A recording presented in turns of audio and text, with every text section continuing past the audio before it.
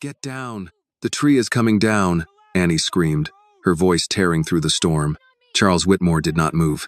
He stood in the rain with one hand lifted over his eyes, looking at her as if she were the one making trouble, not the mountain splitting apart behind him.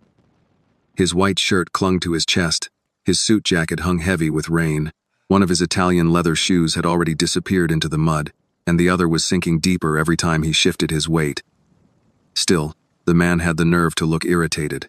"Miss, I heard you," he said. "No, you didn't," Annie shouted. "If you heard me, you'd be on the ground." Behind him, the old tree groaned. Annie heard it beneath the thunder, low and deep, the sound of roots tearing through soaked earth.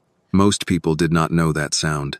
They expected trees to fall with a crack, sudden and clean, but an old tree gave warning first. It complained. It begged the ground to hold. It told the air it was about to let go. Charles Whitmore heard none of it. He glanced back toward his luxury SUV, half tilted near the edge of the washed-out road. Its hazard lights blinked weakly through the rain, like the car itself was losing consciousness. 20 minutes earlier, that vehicle had been his proof that nothing bad could happen to him. Heated seats, emergency system, satellite navigation, reinforced frame, a price tag big enough to buy half the houses in Hollow Creek. Now it was nothing but metal stuck in mud. "You need to get away from that slope," Annie said. "Right now." Charles looked at the dead phone in his hand. "My rescue team will be here soon." Annie stared at him. "No, they won't." His face tightened. "Excuse me? They won't get through. The creek's over the bridge, the south road is buried, and the ridge cut washes out first in a storm like this. Every way in is blocked. My people can track the car. The signal died before the rain got bad. There's satellite backup. Not in this hollow. Not tonight." He gave a short, humorless laugh. "You seem very sure of yourself. I live here." Charles slipped the useless phone into his coat pocket, as if that settled the matter. "I appreciate your concern, but I'll wait for professionals." Annie blinked rain from her eyes. Professionals. She had followed his tire tracks after her shift at Miller's Gas and Grocery, because she knew Old Mill Road swallowed strangers in weather like this. She had walked into a storm to find him. She had warned him twice already. First at the gas station, when he asked for directions and smiled through her warning like she was telling a children's story. Then here, beside the SUV, when she showed him the cracks forming under the rear tires and the muddy water bubbling out of the hillside. Both times, he had looked at her and chosen not to listen. Now he was standing under a dying tree, still waiting for the world to obey his bank account. Annie's fear snapped into anger. "Are you out of your mind?" she shouted. Charles frowned. "Watch your tone." "My tone?" Annie stepped closer, rain dripping from her chin. "Sir, your car is dead, your phone is dead, the road is gone, and that tree is about to come down on your head. And you're worried about my tone? I'm not going to be ordered around by a stranger." "A stranger?" Annie laughed once, sharp and bitter. "You're the stranger. You don't know this road. You don't know this mountain. You don't know what that creek sounds like before it floods. You don't know what roots sound like before they tear loose." "I know panic when I hear it," Charles said. That was the last thing he should have said. Annie's hands curled into fists. "No, Mr. Whitmore, what you hear is the only person dumb enough to come looking for you before the mountain takes you." His eyes narrowed. She pointed at him, too angry now to soften the truth. "Has money made your head that cloudy? Is that it? You got so rich you can't hear common sense unless it comes from somebody in a suit? You think because you can buy land and cars and men with radios, you can buy 5 more minutes from a storm?" Charles opened his mouth, but Annie cut him off. "You're acting crazy," she shouted. "Not brave, not smart. Crazy, standing there under a dying tree, waiting for a rescue team that can't reach you, because you'd rather trust a dead machine than a black girl who knows the ground under your feet." Lightning flashed. For one bright second, the forest showed the truth. The slope behind Charles had split open. Mud slid in thick ropes around the roots of a massive tulip poplar. The tree leaned slightly, almost politely, but Annie saw the downhill roots rising from the earth like broken fingers. The trunk was hollow at the heart. The rain had finished what rot had started years before. Charles finally turned his head. The tree groaned again. This time, even he heard it. His expression changed, but not enough. Pride did not leave men like Charles all at once. It cracked first.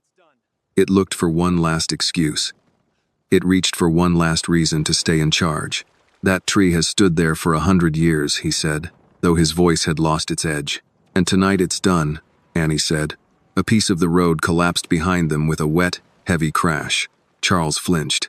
The sound rolled down into Blackwater Run, where the floodwater carried branches, stones, and pieces of earth into the dark.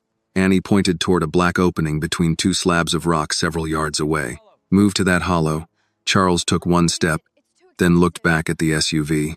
Annie's stomach dropped. Don't you dare. My briefcase is in there. Your briefcase? It has contracts, my laptop. You won't need a laptop in a coffin. He hesitated. That hesitation told Annie everything. Even now, with rain beating his face and the mountain coming apart around him, some part of Charles Whitmore still believed paper mattered, contracts mattered, ownership mattered, his things mattered, more than his life, more than her warning, more than the truth standing in front of him. Listen to me, Annie said, her voice lower now, rough with urgency. Nobody is coming in time. Not your driver. Not your private rescue team. Not the county. The storm cut off every road into this hollow. Right now, the only help you have is me. For the first time, Charles looked at her, not at the torn raincoat, not at the mud on her jeans, not at the color of her skin, at her. The tree cracked. The sound split the air. Annie felt the blood leave her face. The trunk shifted. The crown tipped toward Charles with a slow, terrible certainty. Leaves tore loose and flew sideways in the wind. Branches snapped against other branches like bones breaking in the dark. Get down, she screamed again. Charles froze. Annie reached Charles just as the first heavy branch tore through the rain above him. She did not think about whether he deserved saving. There was no time for that. Her body moved before her anger could catch up. She hit him hard with her shoulder, both hands grabbing the front of his soaked coat, and drove him sideways with all the strength she had earned from hauling feed sacks, pushing broken carts at Miller's, and helping her grandmother split wet wood after storms. Charles stumbled, more shocked than cooperative. What the hell are you? Run, Annie shouted. The tree struck the slope behind them, not full force yet, but close enough that a branch slapped the ground where Charles had been standing. Mud exploded up his legs. He lost his balance, grabbed at Annie, and nearly dragged them both down. Move your feet, she yelled. I can't carry you. That seemed to wake him. He lurched forward, slipping, one bare sock in the mud where his missing shoe had been, one polished shoe sliding uselessly under him. Annie kept hold of his sleeve and pulled him toward the dark rock hollow she had pointed out seconds before. Mercy Hollow was not far, but the storm made every yard feel like a fight. Rain blinded them, wind shoved from the side. The ground under them shifted like something alive. Behind them, the tulip poplar gave another groan. Charles looked back. Don't look, Annie snapped. My car. Forget the damn car. It has emergency supplies. It's sitting on dead ground. He tried to twist toward it anyway, and Annie lost what little patience she had left. She shoved him in the chest again, hard enough to make him stagger. You really are crazy, she shouted. That car is not your mother. It is not your church. It is not going to save you. Move. His face flashed with anger. But the mountain answered before he could. The ground beneath the SUV cracked open with a sound like a giant board snapping. The rear tires dropped. The front end lifted for a second, headlights pointing at the trees as if the vehicle were looking for mercy. Then the whole SUV slid sideways, slow at first, then fast. Charles froze again. Annie grabbed his arm. Charles! It was the first time she had used his first name. Not sir. Not Mr. Whitmore. Just Charles. Sharp and human. It cut through him. The SUV scraped along the broken road, metal shrieking against stone. One door flew open. A leather briefcase tumbled out, hit the mud, and vanished under a rush of brown water. The hazard lights blinked twice, weaker each time. Then the slope gave up entirely. The vehicle rolled, struck a pine, spun half around, and disappeared down toward Blackwater Run. For a moment, all Charles could do was stare. The thing had cost more than the school Hollow Creek no longer had. It had carried him through cities, gated resorts, private drives, and valet lanes where people moved before he asked them to. Now the mountain had taken it without asking his name. No, he whispered. Annie heard him, but she did not soften. Yes, now run. If this moment touched your heart, please like this video, leave a comment telling us where you are watching from, and subscribe to the channel for more powerful stories about courage, justice, and the people we should never underestimate. The tree above them shifted again. Its fallen crown had caught against another trunk, but not for long. The second tree bent under the weight, roots lifting. Annie dragged Charles toward Mercy Hollow. The opening was narrow, half hidden by mountain laurel, a black gap between two slabs of stone. Ruth had shown it to Annie when she was 12, after a thunderstorm trapped them on the old trail. If the sky turns mean, her grandmother had said, you get inside rock. Trees fall. Roads wash. Rock remembers how to stay. They were 10 feet away when Charles slipped and went down on one knee. He cried out, grabbing his ankle. Annie turned back. Get up. I can't. Yes, you can. My ankle. You want to keep it attached to the rest of you? Get up. He looked at her then, breathing hard, rain running into his eyes. There was pain on his face, but beneath it there was something worse for a man like him, disbelief. His whole life had taught him that discomfort was temporary, solvable, billable. Someone else always carried the bags, fixed the tire, drove through the weather, handled the hard ground. Now pain had found him where money could not send an assistant. Annie reached down. Take my hand. He hesitated. Even now, Annie stared at him. Are you too proud to be saved, or just too stupid to know you need it? His jaw clenched, but he took her hand. She pulled. He pushed off with his good foot, groaning as he stood. His weight nearly took her down, but she planted both boots in the mud and leaned backward until he found balance. Another crack split the air. The second tree was giving way. Inside, Annie said, they stumbled the last few feet. Charles ducked into the hollow first, hitting his shoulder against the stone. Annie shoved him deeper in and turned back to look at the slope. She needed to know whether they were safe. Ruth had taught her that too. Never trust the first danger to be the last. The fallen tree shifted, rolling down the slope as the second trunk snapped. A branch whipped toward the hollow entrance. Annie jumped back, but not fast enough. The end of it struck her upper arm and spun her hard against the rock. Pain shot through her shoulder. She bit down on a cry.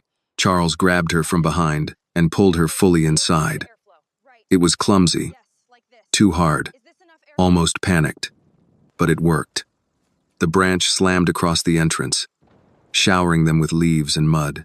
For several seconds, the world outside was only noise. Wood breaking, rain pounding, water rushing, stones knocking loose and tumbling down the slope. Then, not silence, but a smaller kind of storm. Annie slid down against the rock wall, holding her arm tight to her ribs. Her breath came in short bursts. Charles crouched beside her, soaked and shivering, his face pale in the dim light. You're bleeding, he said. Annie looked at the dark smear on her sleeve. I noticed. What do I do? She almost laughed. 15 minutes ago, he had acted like she was a nuisance. Now he was waiting for instructions like a scared boy in church. First, she said, forcing the words through her teeth. Stop looking at me like I'm already dead. He swallowed. I'm not. Yes, you are. He looked away, ashamed or angry. Annie could not tell which. Maybe both. Water ran down the rock near the entrance. The hollow smelled of wet stone, crushed leaves, and old earth. It was cramped, barely large enough for both of them if Charles kept his knees drawn up. Outside, the road to the west was gone. The route back toward Miller's was buried. Blackwater Run was rising. Every way in and out had been cut off. Just as Annie had told him, Charles reached into his pocket and pulled out his phone again. He pressed the power button. Nothing happened. Annie watched him. He pressed it harder. Still nothing. Save the battery, she said. It's dead. Then save yourself the disappointment. He lowered the phone slowly. For the first time since she had found him, Charles Whitmore looked less like a man who had been inconvenienced and more like a man who understood he was trapped. How long until rescue gets here? He asked. Annie listened to the rain, to the water below, to the wind moving across the ridge. She thought of the bridge near the creek, the low place by the south cut, the old section of road where mud always crossed first. She thought of Marcus Hale and his volunteer crew trying to get through with chainsaws and flashlights. Good men, brave men, but not magic. Not tonight, she said. Charles stared at her. You don't know that. I do. He opened his mouth, then closed it. The argument had gone out of him, or maybe the storm had beaten it out. Annie leaned her head back against the rock and shut her eyes for 1 second. Only one. She could not afford more. Her shoulder throbbed.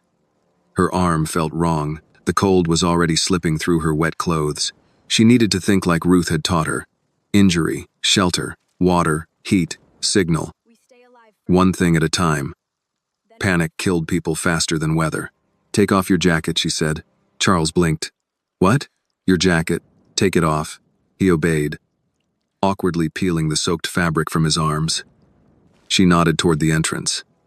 "Stuff part of it in that gap." "Not all the way. We need air. Just enough to slow the rain." He moved, then stopped. "What about you?" "I said the gap, not my funeral." He did as told. Annie watched him wedge the expensive jacket between two rocks, ruining it beyond saving. For some reason, that made the night feel slightly less impossible. Outside, the storm kept tearing at the mountain. Inside Mercy Hollow, Charles Whitmore sat in the mud beside the girl he had refused to trust. And for the first time, he waited for her to tell him how to live. Charles sat with his back against the rock and watched his jacket drink rainwater from the gap at the entrance. 10 minutes ago, he would have thrown that jacket away without thinking. Now it was the only thing slowing the storm from reaching them. Annie sat across from him, knees pulled close, one hand pressed against her upper arm. She was trying not to show pain. Charles knew that kind of restraint. He had seen it in employees who needed a paycheck too badly to complain, in waiters who smiled after being insulted, in men on construction sites who kept working with bad backs because nobody paid them to heal. He had seen it often. He had rarely cared. "How bad is your arm?" he asked. "Still attached." "That's not an answer. It's the answer you get." He looked toward the entrance. Rain hammered the rock. Beyond it, the fallen tree blocked most of the opening, its branches shifting whenever the wind pushed through the hollow. The world outside was dark except when lightning broke it open. Each flash showed the slope torn apart, mud sliding over roots, water cutting new paths where the road used to be. Charles reached for his phone again, then stopped before touching it. Annie noticed. "It won't work just because you want it to." "I know. Do you?" He let the hand fall. "I'm trying." "That's new." He looked at her. She did not look sorry for saying it. For a while, they listened to the storm. Charles was not used to listening to anything he could not control. Boardrooms had noise, but it was organized noise. Voices waiting for him. Screens lighting up when he walked in. Assistants placing the right folder beside his hand. Even silence in his world had manners. This silence did not. It pressed on him between thunderclaps and made him hear his own breathing. "My team will keep looking," he said, though the words sounded weaker than before. Annie closed her eyes. "I didn't say they wouldn't look. I said they won't get here tonight. You don't know my people. I know these roads. There are emergency vehicles. There are washed-out bridges. They have helicopters. Not in this wind. They'll call the county. The county's got 3 crews and half the mountain falling on all of them." Charles stared into the dark. "You seem to have an answer for everything." "No," Annie said. "I just don't have the luxury of pretending." That landed harder than he expected. He shifted his injured ankle and winced. Annie opened one eye. "Don't move it like that. I didn't ask for medical advice. You asked how long until rescue. Now you're getting the rest for free." Despite himself, he almost smiled. It vanished quickly when pain climbed up his leg. Annie saw it. "Take off the shoe." "What?" "Your ankle's swelling.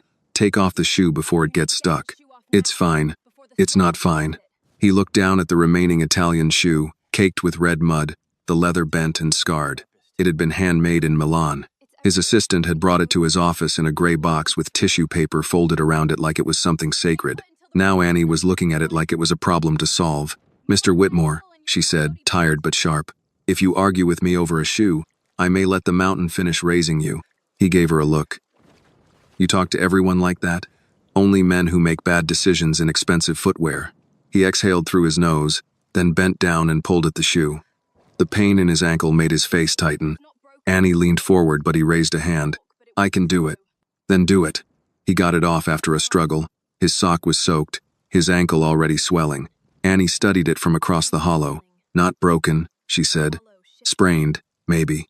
You can walk when we have to, but not fast." "When we have to?" She tilted her head toward the entrance.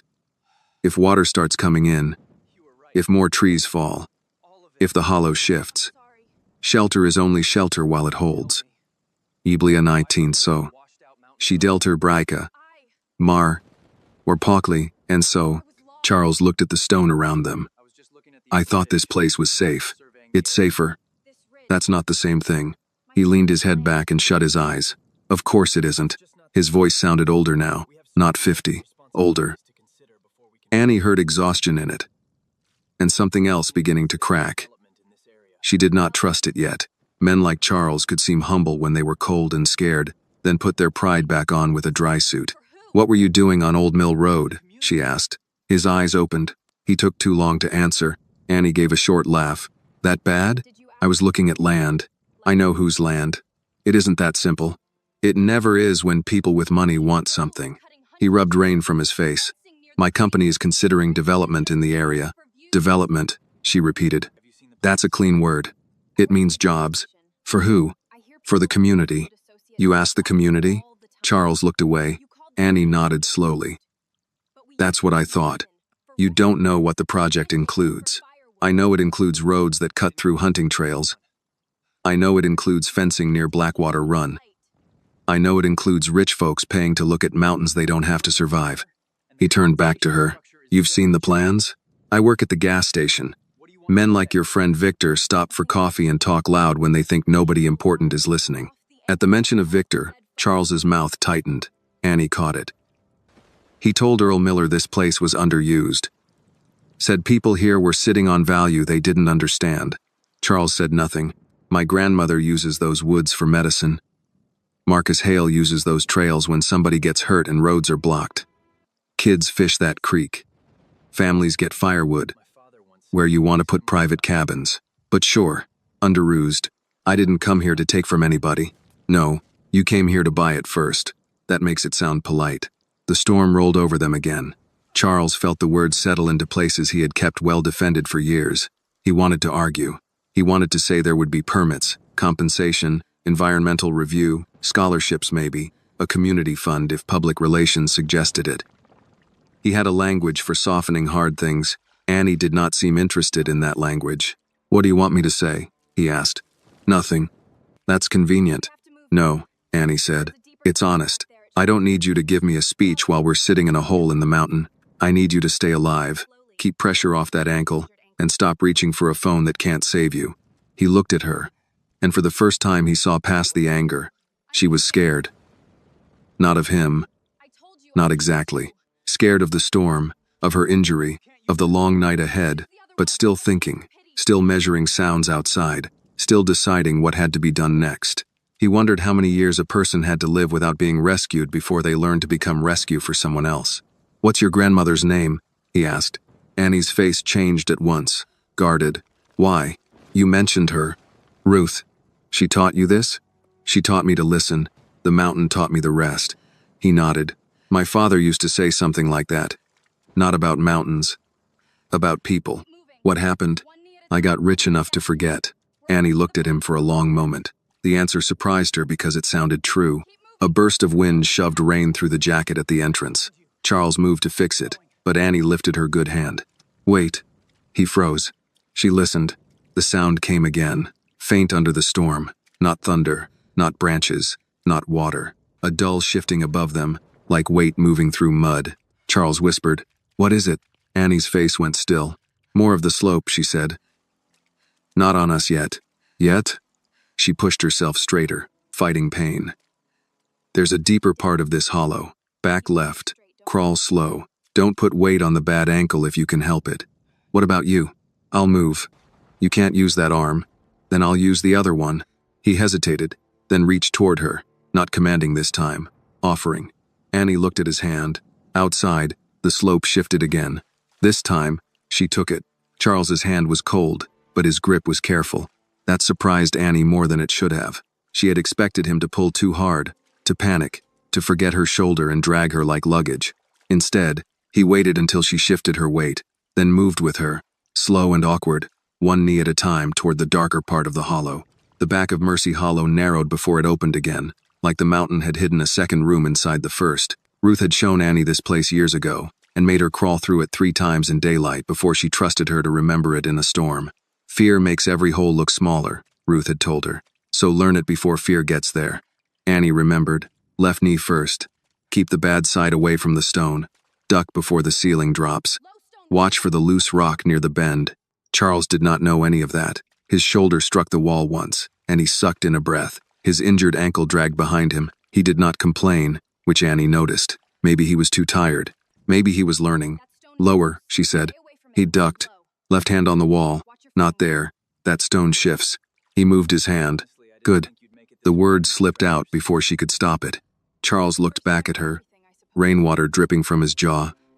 Did you just compliment me? Don't ruin it.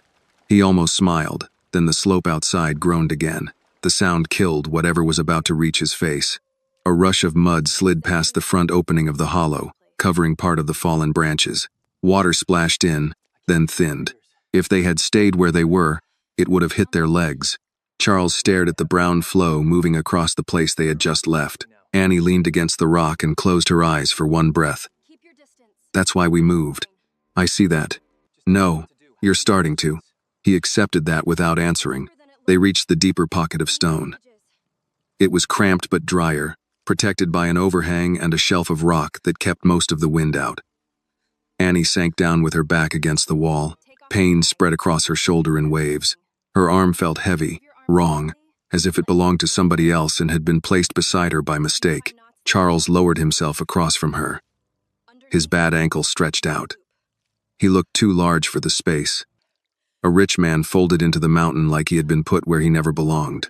Let me see your arm, he said. No. Annie. She looked at him. You don't get to say my name like that yet. He took the correction quietly. Then tell me how to help. The question was better. Not perfect, but better. Annie glanced down at her sleeve. The branch had torn through the raincoat and shirt beneath it. Blood had darkened the fabric near her upper arm. But the bleeding was slow. The shoulder hurt worse than the cut. She tried to lift her right hand and hissed through her teeth. Charles moved forward. Don't. I know not to move it. Then why did you? To see how bad it was. And? Bad. He waited for more. She did not give it. Charles looked around, searching for something useful. There was nothing but stone, mud, broken leaves, his ruined jacket in the front gap, and the two of them. His world had trained him to expect supplies, kits, staff, clean white towels, someone with a clipboard. Here, help had to be made out of whatever had survived. Your tie, Annie said. He touched his neck like he had forgotten he was wearing one. Take it off. He pulled it loose. It was dark blue, expensive, soaked. Annie nodded toward her arm. Fold it. Not too tight. We need to keep my shoulder from moving. His hands hesitated over the fabric. I don't know how. Fold it long. Like a sling. He tried. It came out clumsy. Not like you're wrapping a Christmas ham, Annie muttered. He looked up. I don't wrap Christmas hams. Of course you don't. Despite the pain, she talked him through it. He folded the tie, then used part of his shirt cuff to pad the side of her arm. He worked slowly, jaw tight, watching her face each time the cloth brushed the injury. When she flinched, he stopped. Keep going, she said. I'm hurting you. You stopping won't heal me. He finished tying the sling. It was ugly, but it held. Annie let out a breath she had not realized she was holding. Better? He asked. Less loose. I'll take that.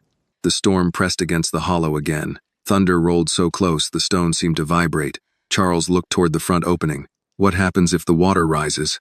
Depends how high. And if it reaches us? We move farther back if we can. If we can't? Annie looked at him. Then we pray you suddenly get good at listening. He nodded once. Fair. That single word hung between them. It was not an apology, but it was the first honest thing that did not defend him.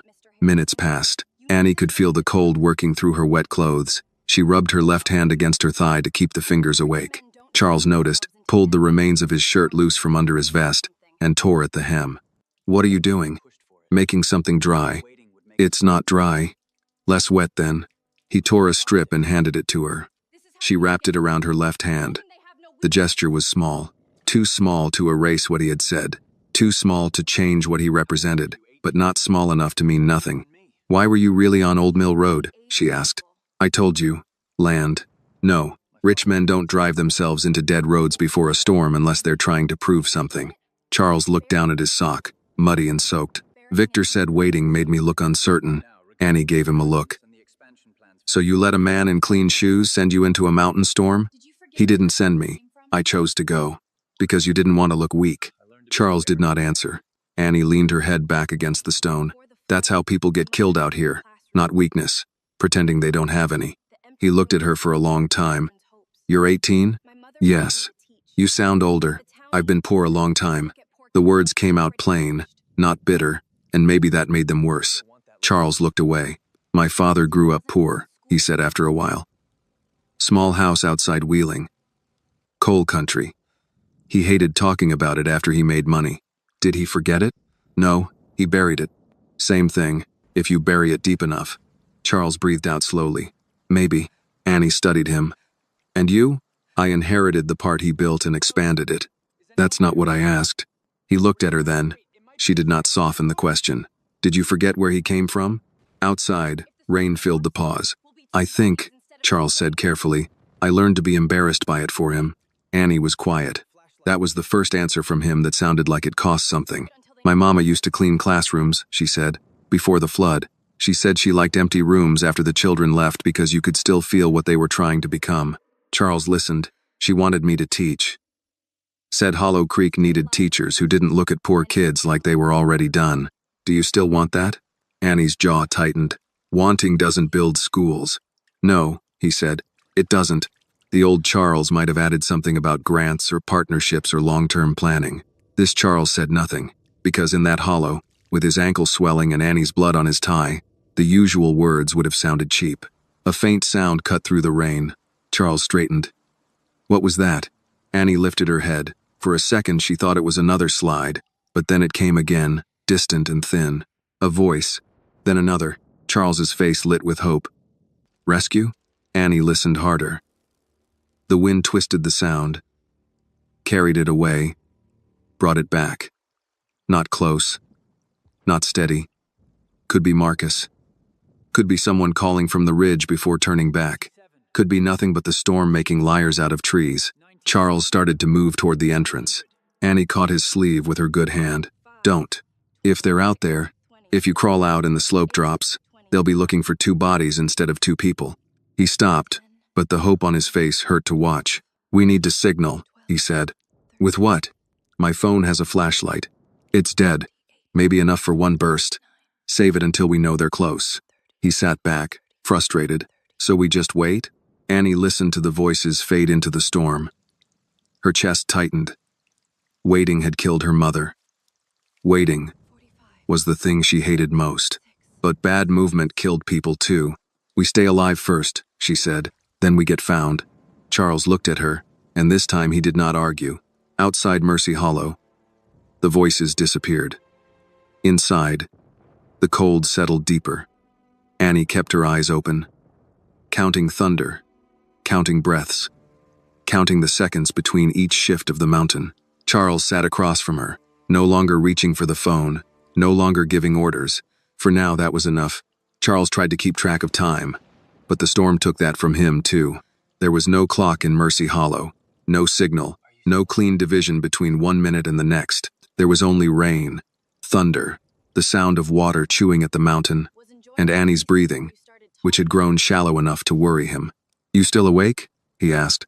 Annie opened her eyes halfway. I was enjoying the peace before you talked. He almost smiled. Good. Insulting me means you're conscious. Don't get used to it. Her voice was weaker than before. That scared him more than the storm. Charles had spent most of his adult life surrounded by people trained to make problems smaller before they reached him. Pain was softened by private doctors. Delays were handled by assistants. Risk was measured in reports with charts. But Annie's pain had no chart. It sat across from him in a torn raincoat, wrapped in his ruined tie, and made him feel useless. You're cold, he said. So are you. Annie. What? Tell me what to do. She looked at him through the dimness. The old irritation was still there, but it had less fire behind it now. You keep asking that like I'm hiding a rescue helicopter in my pocket. I'm asking because you know more than I do. That made her quiet. Outside, thunder rolled over the ridge. Somewhere beyond the fallen tree, a stream of rocks tumbled down the slope and struck the trunk blocking the entrance. Charles flinched. Annie did not. She only turned her head a little, listening. Not close enough, she murmured. How can you tell? Sound changes when it's coming for you. Charles let that sit. That's a terrible thing to know. It keeps people alive. He nodded. Then, because silence had started to feel like a room full of things he did not want to face, he said, "You were right about the roads." Annie's eyes shifted toward him. "I shouldn't have dismissed you," he said. The words came out stiff. He had apologized in public before, but usually through statements, lawyers, or carefully worded interviews after some project upset people with less power than he had. This was different. There was no microphone to impress, no board to reassure, just a girl who had bled because he had not listened. Annie waited. Charles swallowed. "I was arrogant." "Were?" He looked down. "Am. That's better. I thought I knew what I was doing." "You thought being rich was the same as being right." He did not answer because she had put it too cleanly. Annie shifted and winced. Charles moved without thinking, then stopped himself. "Can I check the sling? You know what you're looking at?" "No." "Then no." He sat back. A few moments passed before she sighed. "Fine. Check if it's slipping. Don't touch the shoulder." He leaned closer, slow enough that she could stop him. The strip of tie still held, but the knot had loosened where rain had soaked through it. His fingers were clumsy, chilled and stiff. Annie talked him through tightening it. "Not there. Under. Pull the cloth, not my arm." "I'm trying. I can tell." "That's the problem." He let out a breath that was nearly a laugh. "You always this hard on people helping you? You're new at it. I'm giving instruction." He retied the knot, and she closed her eyes until the pain passed. "There," he said. "Better? It'll do." That small approval warmed him more than it should have. Then Annie opened her eyes and stared toward the entrance again. "What?" Charles asked. "Water's louder." He listened. At first he heard only rain, but then he caught it. A deeper rush beneath the rest. Steady and rising. "Blackwater Run?" he asked. "Part of it, part of everything now. Are we in danger here?" "Not yet." He disliked those two words more each time she used them. Annie braced her left hand on the ground and tried to sit straighter. Her face tightened. Charles reached out, and this time she did not snap at him when he helped. He shifted closer so she could lean against the rock without putting weight on her injured side. "We may need to get higher in the hollow," she said. "I thought this was the higher part." "It is." "That's not comforting." "It wasn't meant to be." The water outside slapped against stone, then receded. A gust of wind pushed rain through the blocked entrance and sprayed both of them. Annie looked at the fallen branches, then at Charles's empty hands. "Do you still have that belt?" He stared. "My belt? Unless your pants came with a trust fund." "Yes, your belt." "In my pants, Annie. I'm injured, not blind. Take it off. We can use it to tie that branch tighter across the gap, slow the water." Charles hesitated for half a second, then did as told. The absurdity of the moment struck him. Charles Whitmore, who had once delayed a shareholder vote because the conference room chairs were the wrong shade of gray, sitting in a cave in one sock while an 18-year-old girl ordered him to remove his belt so they could keep from drowning. Annie watched him fumble with the buckle. "Don't look so tragic. It's a belt, not a kidney." He gave her a tired look. "You're enjoying this. I'd enjoy it more if my arm wasn't trying to leave my body." He crawled toward the entrance, dragging his bad ankle behind him. Annie guided him from where she sat. "Loop it around that thick branch." "No, the other one. The one wedged under the rock." "I see it. You said that about the tree." He paused. "Fair." He worked the belt around the branch and pulled it toward the stone shelf. Mud covered his hands. Bark scraped his knuckles. The branch shifted, and cold rainwater splashed across his face. He cursed under his breath but kept working. "Pull it tight," Annie said. "I am. Tighter. The belt might snap. Then it dies doing something useful." He looked back at her, and she looked so serious that he did not know whether to laugh or worry. He pulled harder. The branch settled into place, blocking more of the gap. Water still came through, but less of it. Charles crawled back, breathing hard. "There. Good." He sat down across from her. That one sounded like a real compliment. "Don't push your luck." For a while, they listened again. The water outside rushed past but no longer sprayed as hard into the deeper hollow. Charles rubbed his hands together, trying to get feeling back into his fingers. "My daughter used to hate storms," he said suddenly. Annie looked at him. "You have a daughter?" "Had." The correction hung in the small space between them. Annie's expression changed, not soft exactly, but less guarded. "I'm sorry. Thank you." He looked at the wet stone near his feet. "Emily. She was 8. Leukemia." Annie said nothing. Some grief did not want a quick answer. She used to come into my office when thunder started, Charles said. Crawl under the desk. I'd keep working and pretend I didn't notice so she wouldn't feel embarrassed. She knew I noticed. How long ago? 16 years. That's a long time to miss somebody. Yes, rain drummed overhead. Charles pressed his thumb into his palm, grounding himself. After she died, I worked, bought more land, built more places. I told myself movement was better than sitting still. Did it help? No. He looked at Annie. It made me rich enough that people stopped asking if I was all right. Annie's eyes moved to the blocked entrance. Poor people get the opposite. Everybody sees you struggling, but they still don't ask. That struck him with a quiet force. My mama died when I was 9, Annie said after a while. Flood took the lower road. Ambulance couldn't get through. Ruth kept saying help was coming because that's what grown folks say when children are scared. Charles lowered his gaze. But I watched her face, Annie continued. I knew before she said it. Help wasn't coming fast enough. The hollow seemed smaller after that. I'm sorry, Charles said. Annie nodded once. That's why I came after you. I hate waiting for people who may not get there. Charles looked at her injured arm, the mud on her jeans, the exhaustion she was fighting. And I made it harder. Yes. He almost flinched at the plainness of it. Then she added, but you're listening now. It was not forgiveness. Not yet. But it was a door cracked open. A faint sound rose outside. Charles stiffened. Voices? Annie lifted her head. The sound came again. Thin and broken by wind. Not voices. A siren. Far away. Maybe on the ridge road. Maybe down by the washed-out bridge. It wailed once. Then faded. Charles's face tightened with hope and fear. They're close. No, Annie said. They're trying to find a way in. But that means they know we're missing. Maybe. Maybe? Could be for somebody else. Storm like this. We're not the only trouble on the mountain. The siren faded completely. Charles leaned back, closing his eyes. The hope left him in a way that made Annie look away. She knew that feeling too well. Hey, she said. He opened his eyes. You want to help? Yes. Stay awake. He nodded. All right. If I start drifting, talk. About what? I don't care. Just not money. He gave a low, tired laugh. That narrows my life considerably. Good, build a new one. He looked at her, and outside the storm kept tearing at the mountain, but inside Mercy Hollow, something quieter had begun to shift. Not rescue, not safety, not yet.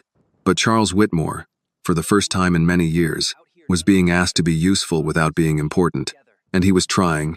Charles talked because Annie told him to, but at first he was bad at it.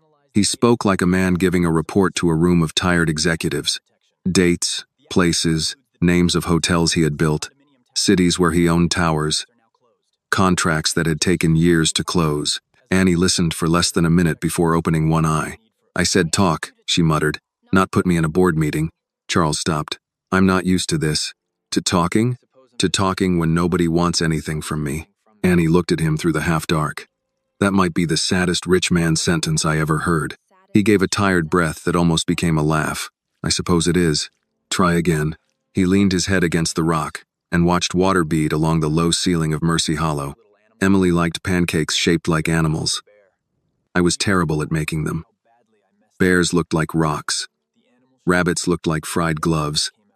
She didn't care. She'd name them before eating them. Annie's eyes stayed open this time. She had this way of correcting adults without making them feel stupid, Charles said. Doctors, nurses, me, especially me. Once, I told her I had an important call and couldn't stay for a movie. She said, Daddy, if it's important, it'll still be important after the movie. Smart girl. Yes, his voice thinned. She was. Annie shifted slightly. Pain crossed her face before she hit it. Charles noticed. Your shoulder? Still attached, remember? You're getting pale. I'm black. You know what I mean. She did. She was cold and losing strength. The bleeding had slowed, but the impact from the branch had gone deep. Her whole right side felt swollen and hot, under the chill of her clothes. She needed a doctor. So did Charles, though he did not know how bad shock could get in a man his age after hours in wet clothes with an injured ankle. She listened again.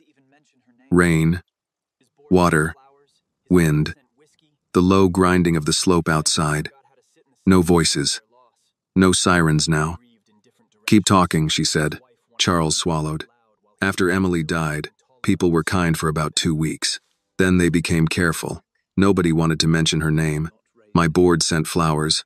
My friends sent whiskey. My wife and I stopped knowing how to sit in the same room. You divorced? 3 years later. Because of Emily? Because we grieved in different directions. She wanted to remember out loud.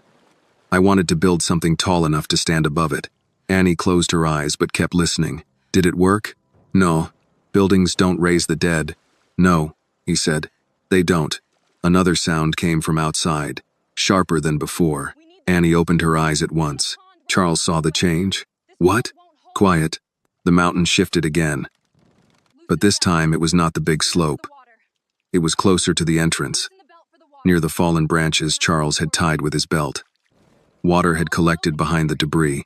The flow pressed against the makeshift barrier, then retreated, then pressed again. Annie tried to sit up. Charles moved toward her. Don't help unless I ask. You look like you're about to fall over. I said don't help unless I ask. He stopped, hands raised slightly. She pushed herself upright with her good arm and studied the dark shape near the entrance. The branch is trapping water. I thought we wanted it blocked. We wanted rain slowed, not a pond built in our doorway. What do we do? She took a breath. You have to loosen the belt. Not all the way, just enough to let water pass. Charles looked toward the entrance. Wind drove rain through the leaves. Mud slid in little streams around the rock. The entrance was only a few feet away, but it felt like the mouth of something waiting. All right, he said. Crawl low. Keep your bad foot behind you. If the branch shifts, move back fast. I understand. You said that about the tree, too. He looked at her. I deserved that. Yes, you did. He crawled toward the entrance, one hand on the wall, the other dragging through mud. His ankle throbbed with each movement. The belt was slick, tight around the branch where he had cinched it too well. Water pushed against the bundle, making it tremble. Which side? He asked. Left buckle. Pull the tongue back. Slow. He worked at it, fingers numb. The belt did not move. It stuck. Don't yank. I'm not. You're thinking about yanking. I am, but I'm growing as a person. Despite everything, Annie gave a short laugh, then winced. Don't make me laugh. It hurts. Charles got the belt loose by one notch. Water burst through the gap and splashed across his arm. He jerked back but held on. Good, Annie said. One more. He loosened it again. This time the water found a channel and began to drain past the branch instead of building behind it. The pressure eased. Then the mud under Charles's left hand slipped. His elbow dropped. His bad ankle twisted. He grunted, caught himself on the branch, and for 1 second the whole mass shifted toward him. Back, Annie shouted. Charles threw himself backward. The branch rolled half an inch, enough to send a sheet of cold water into the hollow, but the belt caught and held. He scrambled away from the entrance and collapsed beside Annie, breathing hard. They stared at the branch. It stayed. Charles laughed once, not because anything was funny, but because fear needed somewhere to go. Annie looked at him. You okay? He nodded. I think so. Uncle. Angry. Let it be angry. Angry means alive. He sat back, soaked all over again. I helped. You did one thing. I helped with one thing. That's how helping works. He looked at his muddy hands. Something in his face shifted, small but real. Nobody has needed me like that in a long time. Annie rested her head against the stone. Plenty of people probably needed you. You just had people between you and them. Charles did not answer quickly. The water now moved past the entrance, instead of pushing in. The deeper hollow remained damp but safe for the moment. Annie's breathing eased a little, though pain still tightened her mouth. What was your mother's name? Charles asked. Annie looked at him, cautious. You don't have to tell me, he added. Lena. Lena Carter? Annie nodded. She worked at the old elementary school before they shut half of it down. Not a teacher. Not officially. A classroom aide. But kids went to her more than the teachers sometimes. She kept snacks in her desk because some of them came hungry. Charles listened without interrupting. She used to say a child can't learn with an empty stomach and wet socks. Folks laughed, but she meant it. She'd wash coats at our house when parents couldn't afford the laundromat. She'd send books home in grocery bags and pretend she didn't care if they came back. She sounds remarkable. She was tired, Annie said. People always call poor women remarkable after they work themselves to the bone. Charles looked down. You're right. Still, she was. Annie's voice softened despite herself. She wanted a real school here. Not kids riding an hour and a half in winter. Not classrooms with buckets under leaks. A real one. That's what you wanted too. I still want it. Then why aren't you in college? She opened her eyes and gave him a flat look. You want the polite answer or the real one? The real one. Money, Ruth's medicine, the truck, groceries, the county cutting bus routes, life. He nodded slowly. I asked a stupid question. Rich people do that when they forget bills are not background noise. The words should have stung. They did. But he did not resent them. Not anymore. A long silence followed. This time it was not empty. It held Emily, Lena, Ruth, roads washed out, schools closed, cars gone, and two people the world had placed far apart sitting close enough to hear each other breathe. Then Charles said, "If we get out of here." When, Annie corrected. He looked at her. "When we get out," she said. "Don't start burying us early." "All right," he said. "When we get out, I want to see Hollow Creek properly." Annie gave a tired snort. Properly? I mean not from a development map. That map won't show you much worth seeing. No, I'm beginning to understand that. Outside, the storm still moved over the mountain, but its rage had changed. The rain remained heavy, yet the wind came in shorter bursts. Somewhere far off, thunder rolled away instead of closer. Annie heard it. So did Charles. "Is that good?" he asked. "It's not bad. For you, that's practically optimism. Don't get emotional." He looked toward the entrance. "What happens at first light? If the slope holds, we look for higher ground and a signal. If I can walk. And if you can't?" Annie did not answer. Charles did not let the silence finish. "Then I carry you." She turned her head, eyebrow raised. "With that ankle? I'll manage. You couldn't manage a mud road in one shoe." "I'm learning." Annie studied him. He was still Charles Whitmore. Rich, proud, untested in the ways that mattered out here. But he had crawled into mud, loosened the branch, listened when told, and said, when, instead of if, because she told him to. That was not redemption, but it was movement. "Get some rest," she said. "You told me to stay awake. I changed my mind. 10 minutes, then talk again." He nodded. "Yes, ma'am." The words were automatic, but not mocking. In the dark, Annie almost smiled. Charles closed his eyes, and Annie stayed awake, listening to the mountain, to the water, to the breathing of the man she had not let die. Somewhere beyond the storm, Hollow Creek waited with its broken roads and hungry children and old people who knew too much about being forgotten. Annie did not know yet what Charles Whitmore would do when the world gave him back his power. But in Mercy Hollow, stripped of everything but breath, he had begun to hear. Charles slept for 7 minutes. Annie counted them by breath and thunder. His head had tipped against the rock, mouth slightly open, one hand still resting near the belt that held the branch in place. He looked older in sleep, less powerful, less polished. Without the straight back and sharp voice, he was just a tired man with mud on his face and grief buried in the lines around his mouth. Then a drop of cold water hit Annie's cheek. She opened her eyes fully. Another drop landed on her wrist. Then another, faster. She looked up. Water had begun to seep through a thin crack in the stone above the back pocket of the hollow. It was not pouring yet, but the rhythm was wrong. Steady water meant pressure somewhere behind the rock.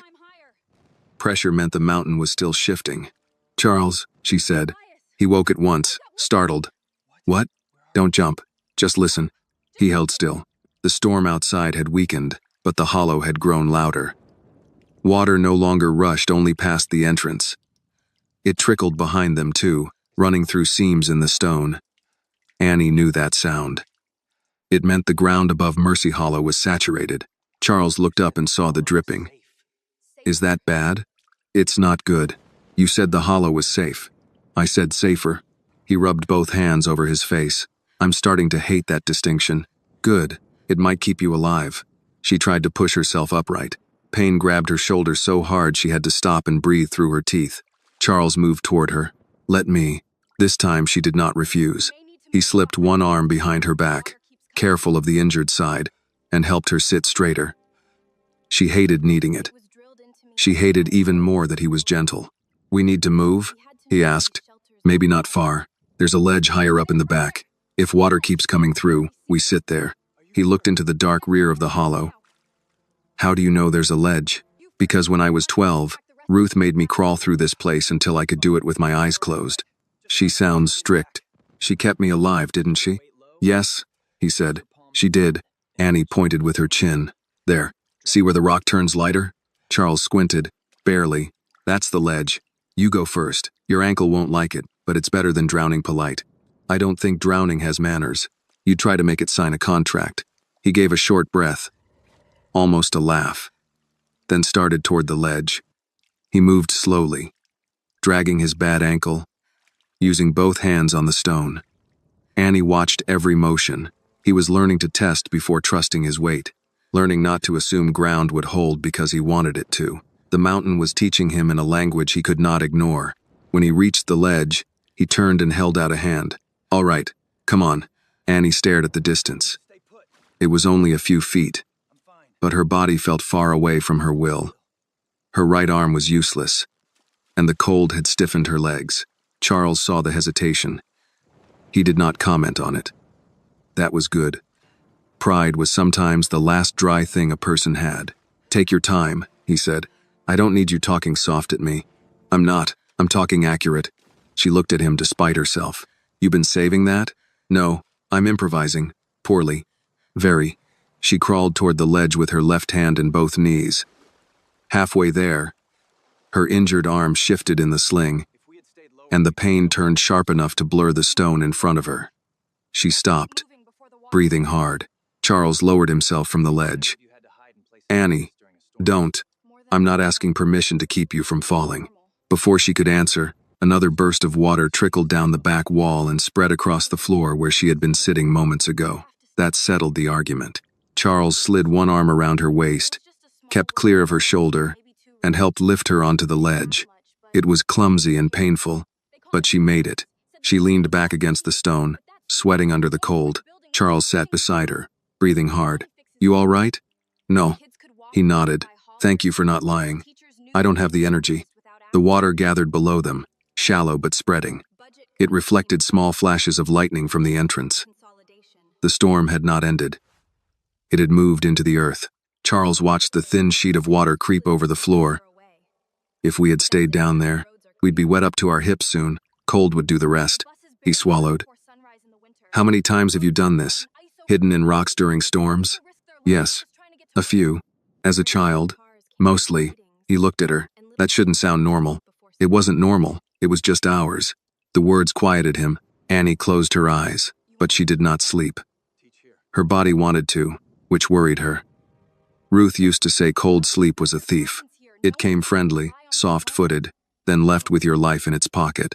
Charles must have seen her drifting, because he spoke. Tell me about the school. She opened one eye. What school? The one your mother wanted. The one you wanted. Annie looked toward the entrance. Dawn was still far, but the black outside had thinned a little. There used to be Hollow Creek Elementary, not much to look at. Brick walls, old windows, heat that worked when it felt like it. But it was close. Kids could walk from half the holler. Teachers knew whose daddy drank, whose mama worked nights, who needed breakfast without being asked. What happened? Budget cuts first. Then consolidation. They said bigger schools would mean better resources. Maybe on paper. But the new school is over an hour away for some kids. Bus comes before sunrise. In winter, roads ice over. Parents with no cars can't get there for meetings. Little kids fall asleep before spelling. Charles listened the way he had listened to the mountain at last. Not because he was waiting to respond, but because not listening had consequences. And you wanted to teach there, he said. I wanted to teach here. There's a difference. Yes, he said. There is. Annie turned her head. You sound like you understand, but you were about to build vacation cabins on land people still use. His face tightened. I know. Do you? I know more than I did yesterday. That's not the same as knowing enough. No, he said. It isn't. She appreciated that he did not defend himself. It made it harder to keep hating him cleanly. My company has done projects in poor areas before, he said. We always said we were bringing opportunity. Opportunity for who? Investors first, he admitted. Then guests. Then local jobs, if it worked out. If it worked out, Annie repeated. He looked ashamed. That sounds worse when you say it. It was worse before I said it. Water dripped from the ceiling between them. Charles rubbed his hands together, then held them near Annie's left hand without touching. Your fingers are shaking. So are yours. I'm 50. I'm allowed. I'm injured. I'm allowed more. Fair. A faint grayness touched the mouth of the hollow. Morning was coming, slow and wet. With it came another problem. Daylight would help them see, but it would also show how much mountain had moved between them and the road. Charles looked toward the entrance. At first light, we try for higher ground. If the slope holds, and if it doesn't, we wait. He nodded. I'm getting better at hating waiting. Good. Means you're alive. He was quiet for a moment, then said, when we get out, I want you to introduce me to Ruth. Annie gave him a side look. Why? I owe her thanks. For what? For teaching you what saved me. Annie looked away before he could see how that landed. Ruth would like that answer. She would pretend she did not. But she would. She'll make you eat, Annie said. I can manage that. No, you can't. She feeds people like she's settling a debt with God. I'll be respectful. You'll be full. For the first time all night, Annie smiled without meaning to. It was small, tired, and gone quickly. But Charles saw it. He did not point it out. He was learning. Then a sound came from outside. Not thunder, not water. A distant shout. Both of them froze. It came again, faint but human, carried through the trees by the thinning wind. Charles leaned forward. That was a voice. Annie listened, every part of her awake now. Another shout answered from farther off. Men. Maybe 2 or 3. Not close. Not safe yet. But real. Marcus, she whispered. You know? I know his call. Charles reached for his dead phone, then stopped. Signal? No. Voice carries funny in hollows. They may be above us. They may not hear us from here. What do we do? Annie looked at the branch-choked entrance, the mud, the water, the gray morning beyond. Her shoulder throbbed. Her legs felt weak. But the mountain had given them a thread. She turned to Charles. Now you get to be useful again. He straightened. Tell me. Your shirt. Tear off anything white. He looked down at what was left of it. This shirt cost $800. Annie stared at him. He lowered his eyes. Right. Stupid thing to say. Very. He started tearing fabric. Annie listened to the voices outside and prayed they would not fade before the mountain decided to speak again. Charles tore the shirt with his teeth because his fingers were too cold to work right. The first strip came loose unevenly. The second tore cleaner. By the third, the front of his shirt hung open beneath his ruined vest, and he had stopped caring what he looked like.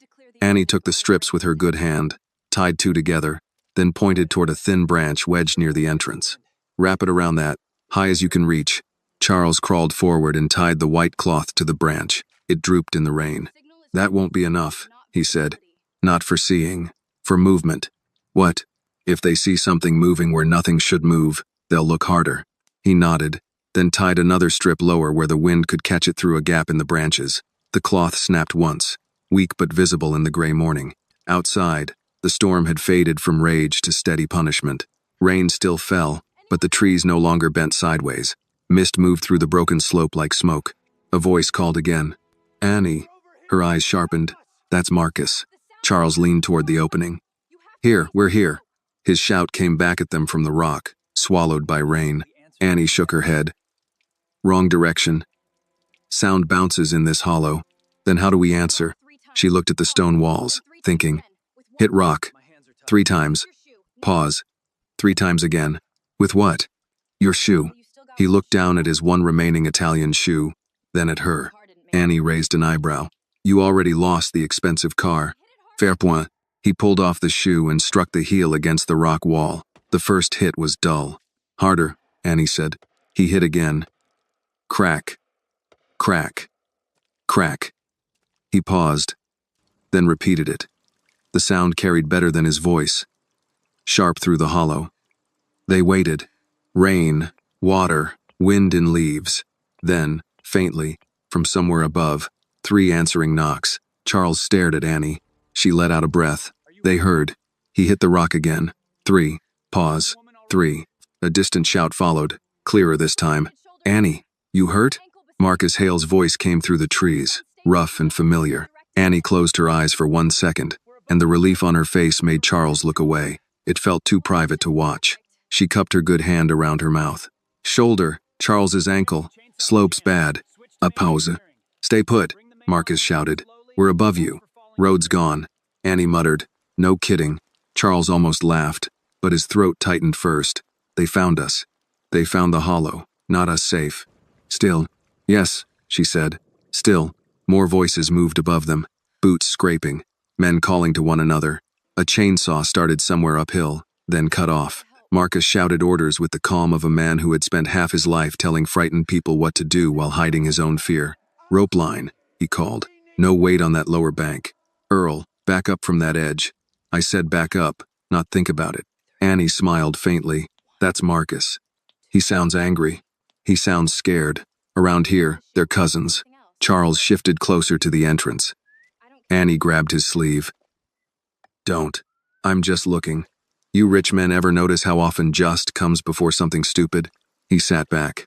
I deserve that too? You're collecting them.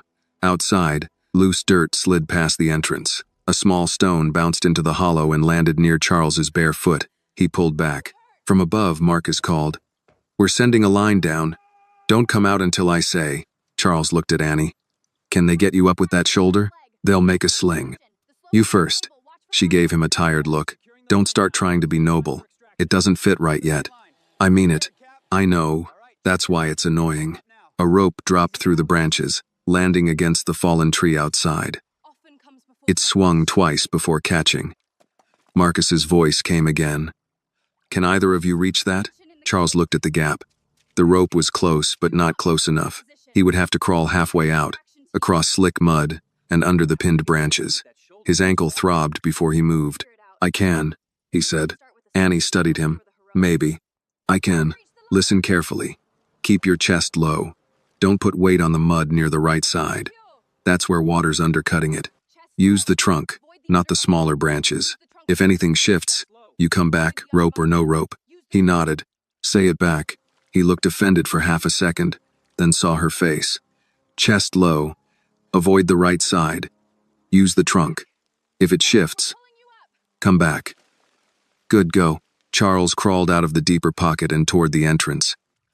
The cold hit him first, then the rain. He slid one hand onto the fallen trunk. Bark tore at his palm. He pulled himself forward, bad ankle dragging, barefoot scraping stone. The rope hung just beyond his reach. Little farther, Marcus called from above. Slow, sir, slow. Charles stretched. The mud under his left elbow sagged. Back, Annie shouted. He jerked back just as the edge crumbled into the washout. Mud slid away, taking leaves and stones with it. The rope swung out, and then back again. Charles breathed hard, face inches from the ground. Annie's voice cut through the rain. You alive? Yes. Then stop making me repeat myself. A man above them let out a nervous laugh. Marcus snapped. Quiet up there. Charles waited until the rope swung close again. This time he braced his knee against the trunk and reached with the torn shirt strip still around his wrist. His fingers caught the rope. He grabbed with both hands. I have it, he shouted. Don't pull yet, Marcus called. Tie off inside if you can. Charles dragged the rope into the hollow. Annie guided him to wrap it around a stone pillar in the deeper pocket. A natural brace Ruth had once called the mountain's thumb. Charles tied the knot badly. Annie made him redo it. Were you never a Boy Scout? She asked. My father tried. I lasted 2 meetings. Shocking. He redid the knot. Better this time. Marcus sent down a rescue harness, then a second rope. It took time. Everything took time when the ground could not be trusted. A young volunteer named Caleb slid partway down on belay, pale and focused, rain dripping from his helmet. When he saw Annie, his face changed. Lord, Annie, he said. I'm not dead, Caleb. I can see that. Then don't look so disappointed. His mouth twitched. Yes, ma'am. Charles noticed the ma'am and almost smiled. They secured Annie first despite her objections. Marcus insisted from above, and Ruth's name came with it. Your grandmother says if you argue, she'll climb down here herself, Marcus shouted. Annie closed her eyes. That woman fights dirty. The harness hurt. There was no way around it. Caleb and Charles worked together, trying to keep pressure off her shoulder. Annie bit the inside of her cheek until she tasted blood, but she did not cry out. Charles saw that and wished she would. Silence like that felt expensive. Before they lifted her, Annie grabbed his wrist. You come up after me. I will. No hero nonsense. I thought nobility didn't fit yet. It doesn't. So don't try it wet and barefoot. He nodded. I'll come up. The rope tightened. Annie was pulled slowly toward the opening, then out into the gray light. Rain touched her face. Above, Marcus and 2 volunteers hauled with steady commands. Halfway up, the slope shifted under Caleb, and Charles's heart stopped, but the line held. Then Annie disappeared over the ridge. For the first time since the tree fell, Charles was alone in the hollow. The silence that followed was short, but it reached into him. He looked at the stone, the water, the torn strips of his shirt, the belt still holding the branch, the place where Annie had sat. He thought of how easily she could have left him beside the SUV. How reasonable it would have been. How many people in his world would have called it not her responsibility. Marcus shouted down, "Mr. Whitmore, your turn." Charles crawled to the rope. His ankle screamed when Caleb helped secure him, but he held the sound behind his teeth. As they lifted him out, he saw the mountain from above. Old Mill Road broken in 3 places, his SUV, a twisted dark shape far below near Blackwater Run. Trees down like matchsticks, mud covering every path he had thought rescue could use. Annie had been right about all of it. At the ridge, hands grabbed him and pulled him onto wet ground. Men in yellow rain gear surrounded him. Someone wrapped a blanket around his shoulders. Someone asked his name. Someone else asked if he could stand. Charles ignored them for 1 second. Annie lay on a stretcher a few yards away, Ruth Carter kneeling beside her in a soaked gray coat. One hand on her granddaughter's forehead. Ruth was small, thin, and old enough to look fragile if a person did not know better. Charles knew better the moment he saw her eyes. He limped toward them. Ruth looked up at him. Whatever he had planned to say vanished. "Mrs. Carter," he said, voice rough, "your granddaughter saved my life." Ruth held his gaze.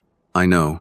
No surprise, no flattery, no gratitude that a rich man had finally noticed. Just the truth, standing straight in the rain. Charles lowered his eyes. Behind them, Blackwater Run roared through the broken valley, carrying pieces of road, tree, and pride down the mountain. The ride down the mountain did not feel like rescue.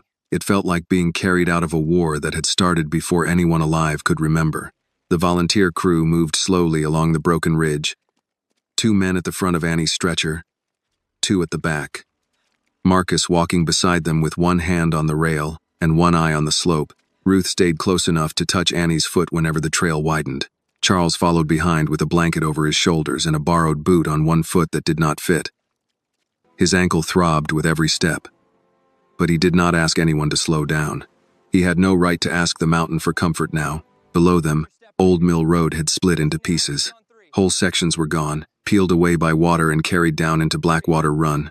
Trees lay across the path like warning signs nobody could remove. The air smelled of wet leaves, torn roots, diesel from the rescue trucks, and the sharp metal scent of mud after a slide. Charles looked at the damage and felt a cold pressure behind his ribs. He had told Annie his people would come. He had believed it, because believing had always worked for him. But there was no road for them to come on. No helicopter could have lowered through those winds. No phone call could have stitched the mountain back together. Annie had not been dramatic. She had been accurate. At the lower staging area, 2 ambulances waited near a line of pickup trucks. The bridge beyond Miller's Creek was under brown water, so the county EMS had come from the north after clearing fallen trees with chainsaws. Men and women in rain gear stood around with coffee and paper cups, faces drawn from a night of work. Nobody looked polished. Everybody looked useful. When they reached the ambulance, a paramedic leaned over Annie. "Annie Carter, you stay with me now. Pain from 1 to 10? Depends who's asking," Annie said, eyes half closed. The paramedic smiled despite himself. "I'm asking." 8. Ruth leaned closer. "That means 10. Annie opened 1 eye. "Grandma, don't grandma me. I know you're lying numbers." Charles stood a few feet away, listening. It was the first time he had heard Ruth's voice clearly. There was no wasted softness in it, but every word had care under it. The paramedic checked Annie's shoulder and frowned. "Possible dislocation, maybe fracture. We need x-rays. Any head injury?" "No," Annie said. Ruth said. She slid near the washout. "Grandma, truth won't kill you, child. Pride might." Charles lowered his eyes. A second paramedic approached him. "Mr. Whitmore, we need to look at that ankle." "I'm Fine." Annie turned her head on the stretcher. "No, you're not. The paramedic glanced between them. Charles exhaled. Apparently I'm not. They sat him on the open tailgate of a rescue truck, while the paramedic removed the borrowed boot and examined his swollen ankle. Charles watched Ruth climb into the ambulance beside Annie.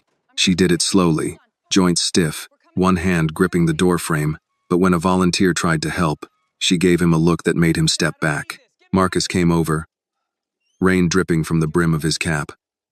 Hospital's ready. Road north is rough but open. Charles nodded. Thank you. Marcus studied him for a moment. Thank Annie. We were looking for your vehicle first. Would have been too late if she hadn't left markers. Charles looked toward the ambulance. I know. Do you? The question was quiet, not rude, but it struck harder than accusation. Charles met his eyes. I'm beginning to. Marcus did not smile. Beginning something. Not enough, but something. The ambulance doors shut. Charles stood too quickly and pain shot through his ankle. The paramedic caught his elbow. You're riding in the second ambulance, the man said. I want to ride with her. Ruth's voice came from inside the first ambulance before the doors fully closed. You can want from the other one. Annie's faint laugh followed, then turned into a hiss of pain. Charles stepped back. Yes, ma'am. The words came out before he thought about them. Marcus's mouth twitched. Smartest thing you've said today. The convoy moved slowly towards St. Agnes Regional Hospital. Through the ambulance window, Charles saw Hollow Creek in pieces. Flooded ditches, porches, stacked with sandbags. A church parking lot filled with families who had lost power. A diner with its sign half torn loose but coffee still being served inside. Men cleared limbs from the road. Women carried blankets into the church hall. A teenager in a football hoodie directed traffic with a flashlight. Nobody waited to be asked. Nobody sent a memo. They just moved toward need. Charles had built resorts in places like this and called them untouched. He had been wrong. The land was touched everywhere by people who knew it, repaired it, buried their dead in it, and kept living when outsiders flew away. At the hospital, nurses took Annie through a side entrance, while Ruth walked beside the stretcher, still holding Annie's good hand. Charles was rolled in after them despite his objections. By then the news had begun to spread. A billionaire missing in the storm, a local girl injured, a landslide on Old Mill Road. People turned to look, but not in the way they looked at him in airports or hotel lobbies. Here, they looked past him toward Annie. That too was new. In the exam room, a doctor confirmed Charles had a bad sprain, bruised ribs, and mild exposure. Nothing that would not heal. He barely listened. Through the thin curtain, he could hear Ruth's voice in the next bay, and Annie answering in short, tired sentences. Then another voice arrived in the hallway. Victor Langley. Where is he? Victor demanded, low but sharp. I need to speak with Mr. Whitmore immediately. Charles closed his eyes. Once, that voice had meant order. Clean clothes, waiting cars, controlled statements, problems reduced to language. Now it sounded like a door closing before anyone inside could breathe. Victor stepped through the curtain carrying a dry coat and a phone. His hair was damp but neat. Somehow he had found a way to remain pressed and composed, while half the county looked like it had crawled through the earth. Charles, he said, relief arranged across his face. Thank God. We've got a statement drafted. Weather accident, heroic work by local responders. Gratitude to the community. We'll keep the girl's name out until legal reviews exposure. Charles looked at him. Her name is Annie. Victor paused. Of course, Annie. We'll handle that carefully. There may be liability concerns if she inserted herself into a rescue situation without authorization. The room seemed to narrow. She saved my life, Charles said, and we are grateful. But gratitude and liability are different matters. Charles stared at the man he had trusted with land deals, negotiations, public risk, language. He heard Annie's voice in the hollow. You call it empty land because you never learned the names of the people living with it. Victor lowered his voice. There's also the development issue. We don't want local sentiment turning this into a referendum on the project. Best thing is to compensate the family privately and move on. Move on, Charles repeated. Yes, generously, quietly. From beyond the curtain, Ruth's voice cut through the hallway. If you're talking about my granddaughter like she's a pothole in your road, lower your voice or say it to my face. Victor stiffened. Charles almost laughed, but shame stopped him. Ruth had hurt enough men like Victor in her life. She did not need introductions. Charles pushed himself upright on the hospital bed. "Leave us." Victor blinked. "Charles, we need—" I said leave. The old tone was back, the one that ended meetings. Victor recognized it and stepped away, but not before his mouth tightened with something Charles had mistaken for loyalty for too many years. A nurse opened the curtain halfway. "Mr. Whitmore, Miss Carter is asking if you're alive or still making trouble." For the first time that morning, Charles smiled without effort. "Tell her both," he said. The nurse shook her head and disappeared. Charles sat alone after that, ankle-wrapped, body aching, mind louder than the storm had been. He thought of the SUV sinking into mud, of Annie's hand pulling him away, of Ruth's eyes in the rain, of Victor saying the girl, because names made people harder to dismiss. A few minutes later, Marcus appeared at the curtain with 2 paper cups of coffee. "Figured you take it black," Marcus said. "I do. Figured wrong sometimes, but not today." Charles accepted the cup. The coffee was terrible and hot. He drank it anyway. Marcus leaned against the wall. "Annie's going to be all right. Shoulder's ugly, but doctor says no surgery if the scans hold." Charles let out a breath he had been holding for hours. Thank God. God and Annie. In that order, depending who you ask. Charles nodded. Marcus looked at him over the rim of his cup. "Storm showed you something, didn't it?" Charles stared into the coffee. "More than I wanted to see. That's usually how mountains teach." Charles looked toward the curtain separating him from Annie's room. "I owe her." Marcus's face hardened slightly. "Don't make that sound simple." "It isn't. No, sir. It isn't. Folks with money like to settle things fast. Check, handshake, picture in the paper. But some debts aren't asking to be settled. They're asking you to change." Charles did not answer. He had no defense left worth using. In the next room, Annie laughed weakly at something Ruth said, and the sound pulled Charles's attention like a rope. She was alive. He was alive. His car was gone. His road was gone. His certainty was gone. For the first time in years, Charles Whitmore did not know what came next. And for the first time in years, he suspected that might be the only honest place to begin. Charles did not see Annie again until late afternoon. A nurse had cleaned the mud from his hands, wrapped his ankle, and told him twice to stop trying to stand. Victor had sent 3 messages through hospital staff, then stopped when Charles told the nurse to block all non-family visitors. The word family had made him pause. He had no family waiting in the hall. No wife. No daughter. No one who would know how he took his coffee without asking an assistant first. Annie had Ruth. Ruth sat beside her granddaughter's bed like a guard at a gate. She wore a dry cardigan someone from the church had brought. But her shoes were still muddy, and she had refused to leave them outside the room. "Mud came in with my child," she told the nurse. "It can leave when she does." When Charles appeared in the doorway on crutches, Ruth looked him over once. "You supposed to be walking?" "No, ma'am." "But you are." "Yes, ma'am." "Then don't fall in here." "I'm tired." Annie turned her head on the pillow. Her right shoulder was strapped and braced, her arm held still against her chest. A bruise had begun to darken along her cheekbone. She looked smaller in the hospital bed, which angered Charles in a way he did not yet understand. The mountain had not made her small. The room had. The tubes, the gown, the white sheets, the machines that beeped like they owned the right to measure her. "You look terrible," Annie said. Charles stopped beside the chair. "I was going to say the same, but I'm learning." Ruth gave a small grunt. "Slow learner, but learning." Annie's mouth twitched. "Did Marcus talk to you?" "He did." "Then you got the sermon version." "I think I got the short version." Ruth picked up her paper cup of coffee. "Marcus doesn't have a short version. He just pauses so men can feel hopeful." Charles lowered himself into the chair near the bed. His ankle protested. He ignored it. "I spoke to Victor," he said. Annie's eyes sharpened. "The clean shoe man?" Despite himself, Charles smiled. "Yes, the clean shoe man. What did he want?"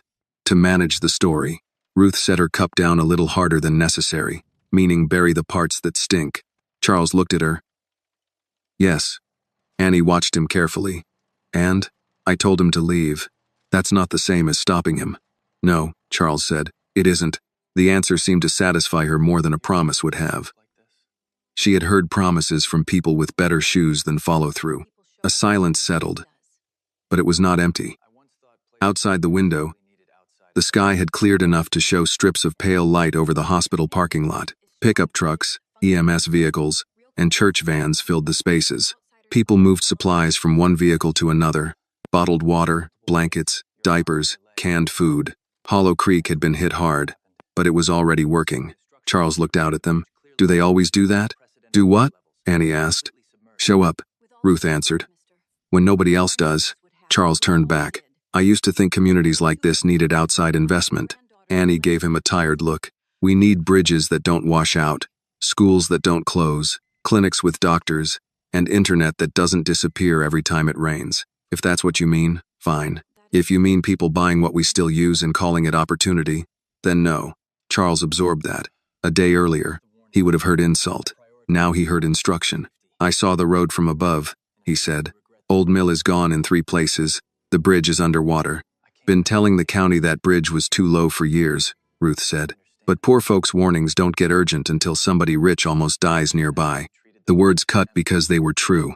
Charles folded both hands around the top of one crutch. I'm sorry. Ruth looked at him long enough to make him uncomfortable. For which part? He opened his mouth, then closed it.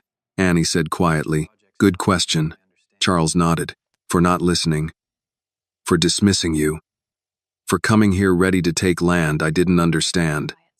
For trusting men who saw this place as empty, because they never bothered to learn who depended on it. Ruth leaned back. That's a start. Annie's gaze stayed on him. What happens now? He knew she was not asking about him. Not really. She was asking about the land, the project, the men waiting to turn disaster into wording. I don't know all of it yet, he said. But the project stops until I do. Annie's face hardened. Stops for a week? Until the news quiets down? No. Stops. Ruth studied him. Victor know that? He will. He won't like it. I know. Men like that don't lose money gentle.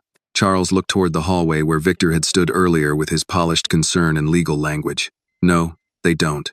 Annie shifted, then sucked in a breath. Ruth stood at once. You need pain medicine. I need everyone to stop staring every time I breathe wrong. You breathe wrong, I stare. Charles rose halfway. Should I call the nurse? Annie closed her eyes. Sit down before you become another patient. Ruth pressed the call button anyway. When the nurse came, she adjusted Annie's medication and checked the brace. Charles waited near the window, staring at the parking lot while trying not to overhear pain being managed in small, practical phrases. He thought of Emily then, of hospital rooms and monitors, of how money could buy specialists but not mercy. For years, he had hated helplessness so much that he built a life where it rarely reached him. Annie had lived with it close by and still moved toward danger. After the nurse left, Annie looked drowsier but still awake. Charles said, You should rest. So should you. I've slept in worse chairs. No, you haven't. He looked at the visitor chair, vinyl cracked at one corner. Probably not. Ruth picked up her purse. I'm going to find some real food before this place feeds her more gray soup. Mr. Whitmore, if you bother her, I'll know. I believe you. You should. When Ruth left, the room changed. Annie looked at the ceiling. Charles stayed by the window, unsure whether to sit or leave. You can sit, she said. You're hovering like bad news. He sat. For a minute neither spoke. Then Annie said, You meant what you said? About stopping the project? Yes. Because you almost died? Because I almost died after you told me the truth and I ignored it. That sounds like the same thing. It isn't. He leaned forward, elbows on his knees. Fear can make a man generous for a day. Shame lasts longer, if he lets it. Annie turned her head. Are you going to let it? I'm trying. She looked at him for a long moment. Trying gets old fast if nothing changes. I know. Do you? Charles nodded. My company has files on this place. Land values, timber surveys, zoning maps, tourism projections. I read all of that. I never read one page about bus routes, flood deaths, school closures, volunteer rescue times. I didn't know because knowing wasn't profitable. Annie's expression shifted. Not forgiveness, but attention. My mama used to say folks don't always lie with words, she said. Sometimes they lie by what they leave out. She was right. She usually was. Charles looked at her braced shoulder. What would she say about last night? Annie's eyes moved to the window.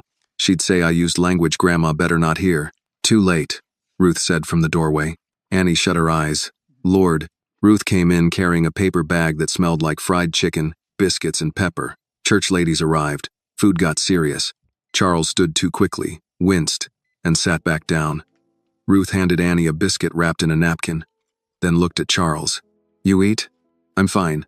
"That wasn't the question," Annie murmured. "Don't fight her." Ruth handed him a piece of chicken on a paper plate. A man can be sorry on an empty stomach, but he can't think straight. Charles accepted it. "Thank you." They ate in the quiet way people do after a disaster, when food is not pleasure so much as proof that the body is still here. The chicken was warm, salty, and better than anything Charles had eaten at 3 charity dinners that month. Ruth watched him take a bite.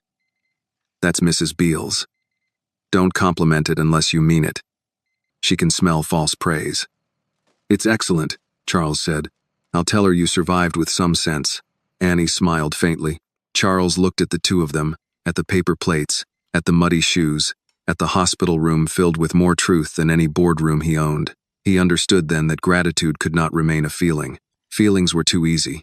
They passed with weather, pain medicine, and fresh clothes. Gratitude had to become a decision. His phone, newly charged by a nurse, buzzed on the tray beside him. Victor's name lit the screen. Charles looked at it. Annie saw. "You going to answer?" He picked up the phone, declined the call, and powered it off. "Not yet," he said. Ruth nodded once, as if he had passed a small test and should not get proud about it. Outside, Hollow Creek kept moving supplies under a clearing sky. Inside, Charles Whitmore sat with the girl who had saved him and the grandmother who had raised her, eating fried chicken off a paper plate while the future he had planned for their mountain began, quietly, to come apart. Charles turned his phone back on at 6 the next morning, because the hospital administrator needed a number for his discharge paperwork. By then, Victor had called 19 times. There were also messages from board members, attorneys, 2 assistants, his head of security, and a public relations firm he did not remember approving. The screen filled with words that had once given his life its shape. Urgent, exposure, statement, liability, investor confidence, land option, media control. He stood near the window in the small hospital room, reading none of them fully. Outside, someone had set up a table with coffee, bananas, and foil-covered casseroles. A boy no older than 12 carried bottled water to an old woman sitting in the back of a truck. No one paid him. No one had to. Behind Charles, Annie slept at last. Ruth sat beside her with a Bible open on her lap, though Charles could not tell if she was reading or watching him through the reflection in the glass. "You going to answer that man?" Ruth asked. Charles looked at the buzzing phone. Victor again. "Yes," he said, "but not in here." Ruth closed the Bible. Good, bad manners, bringing business into a sick room. Charles stepped into the hallway on his crutches. His ankle burned, but the pain helped. It kept him from slipping too easily back into the old version of himself. At the end of the corridor, near a vending machine humming under fluorescent lights, he answered. Victor did not greet him. "Charles, finally. We have a problem." Charles leaned against the wall. "Only one? This is not a joke. The story is spreading. Local outlets are calling Annie Carter a hero. Someone posted footage from the staging area. You're in the background looking like you crawled out of a coal pit. I did crawl out of a mountain. Please don't say that to reporters. I'm not talking to reporters yet." "That's good. We need a controlled statement. Gratitude, severe weather, ongoing assessment. We do not mention the development plans unless asked. If asked, we say the project remains under review." "It doesn't." Victor paused. "What does that mean?" "It means the project is stopped. We discussed this yesterday. You were exhausted. I'm still exhausted. I'm also clear. Charles, you cannot make a billion-dollar decision from a hospital hallway because a local girl pulled you out of the rain. She saved my life, and we will compensate her family, generously. But we do not restructure company strategy around an emotional event." Charles watched a nurse push an old man in a wheelchair past him. The man wore a Vietnam veteran cap and had a blanket over his knees. He looked at Charles's crutches, then at his bare, bruised face, and gave a small nod. The kind men give each other when words would be too much. Charles nodded back. Victor kept talking. "The land option expires in 48 hours. If we delay, the seller can reopen negotiations. Competitors will move. Investors will ask questions. We have already spent 2 years assembling this. And how many hours did we spend asking Hollow Creek what it needed?" Victor sighed. "That is not how development works. I'm aware. Then act like it. The words were sharp enough to show what had been hiding under Victor's polish. Charles straightened. Be careful. No, Charles, you be careful. You were nearly killed. That makes you sympathetic, but unstable. If you walk away from this project without board consultation, people will say you're making decisions out of trauma. They may not be wrong. There it was. Not concern. Leverage. Charles had used men like Victor for years because they understood pressure. He had forgotten pressure worked both ways. Are you threatening me? Charles asked. I'm protecting the company. From whom? From a sentimental mistake. Charles looked toward Annie's room. Through the open doorway, he could see Ruth adjusting the blanket over Annie's feet. The motion was small, practiced, and full of care. No, Charles said. The mistake was calling this land empty. The mistake was calling the people here obstacles. The mistake was trusting you to tell me the difference between value and price. Victor's voice cooled. You should rest before you say something harder to repair. I'm done repairing the wrong things. He ended the call. For a moment, he stood there with the phone in his hand, breathing through the anger. The old Charles would have called legal next. Then finance. Then someone to measure risk. He still would, but not to hide. Not to smooth the edges until truth became harmless. Marcus Hale came around the corner carrying 2 coffees and a paper sack. You look like a man who just fired himself from his own bad idea. Charles gave a tired laugh. Not yet. Shame, it'd be a clean headline. You bring coffee to every injured fool in the hospital? Only the ones Annie saved. Small club so far. Charles accepted the cup. Victor wants to keep the project alive. Figured. Does everybody here know him? Men like that don't need knowing long. 10 minutes is plenty. They walked slowly back toward Annie's room.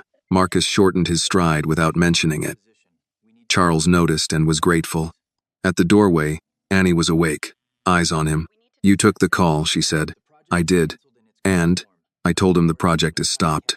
Ruth looked up. Annie did not blink. Stopped like rich people stopped, Annie asked. Or stopped like, stopped. Charles stepped inside. Stopped like I'm going to put it in writing. Annie studied him. Writing matters to men like him? More than decency. Then use writing. I intend to. Ruth nodded once. Good. Words with ink can walk farther than words with breath. Marcus handed Ruth the paper sack. Mrs. Beale sent sausage biscuits. Ruth opened it and frowned. Only 3? Marcus shrugged. She said Mr. Whitmore looked like he needed humbling, not feeding. Annie laughed, then winced. Ruth touched her knee. Charles smiled, but his phone buzzed again before the moment could settle. This time it was not Victor. It was Margaret Ellis, chair of the Whitmore board. Charles answered on speaker after looking at Annie and Ruth. He did not know why he wanted them to hear. Maybe because too much had been said about their home in rooms where they had no chair. Charles, Margaret said, we've spoken with Victor. He says you're considering a pause on the Hollow Creek project. Victor is behind. A silence. Meaning? The project is cancelled in its current form. No resort, no private cabins, no purchase without community review. I'll send a formal notice today. That is a major decision. Yes. May I ask what changed? Charles looked at Annie. She waited without expression, but he could feel the weight of the question in the room. I did, he said. Margaret did not answer immediately. Charles continued. I drove into Hollow Creek thinking I could buy land because a map said it was available. I ignored local warnings, nearly died, and survived because Annie Carter knew the mountain better than every system I paid for. Then I watched her community rescue people with fewer resources than our company spends on a weekend retreat. We have been looking at this place wrong. Margaret's voice softened, but only slightly. She was still a board chair. And what do you propose? A full review of our land practices, starting here, emergency infrastructure support, road access, communications, a community trust for whatever happens to that land next. Annie's eyes narrowed at the word trust. Charles saw it.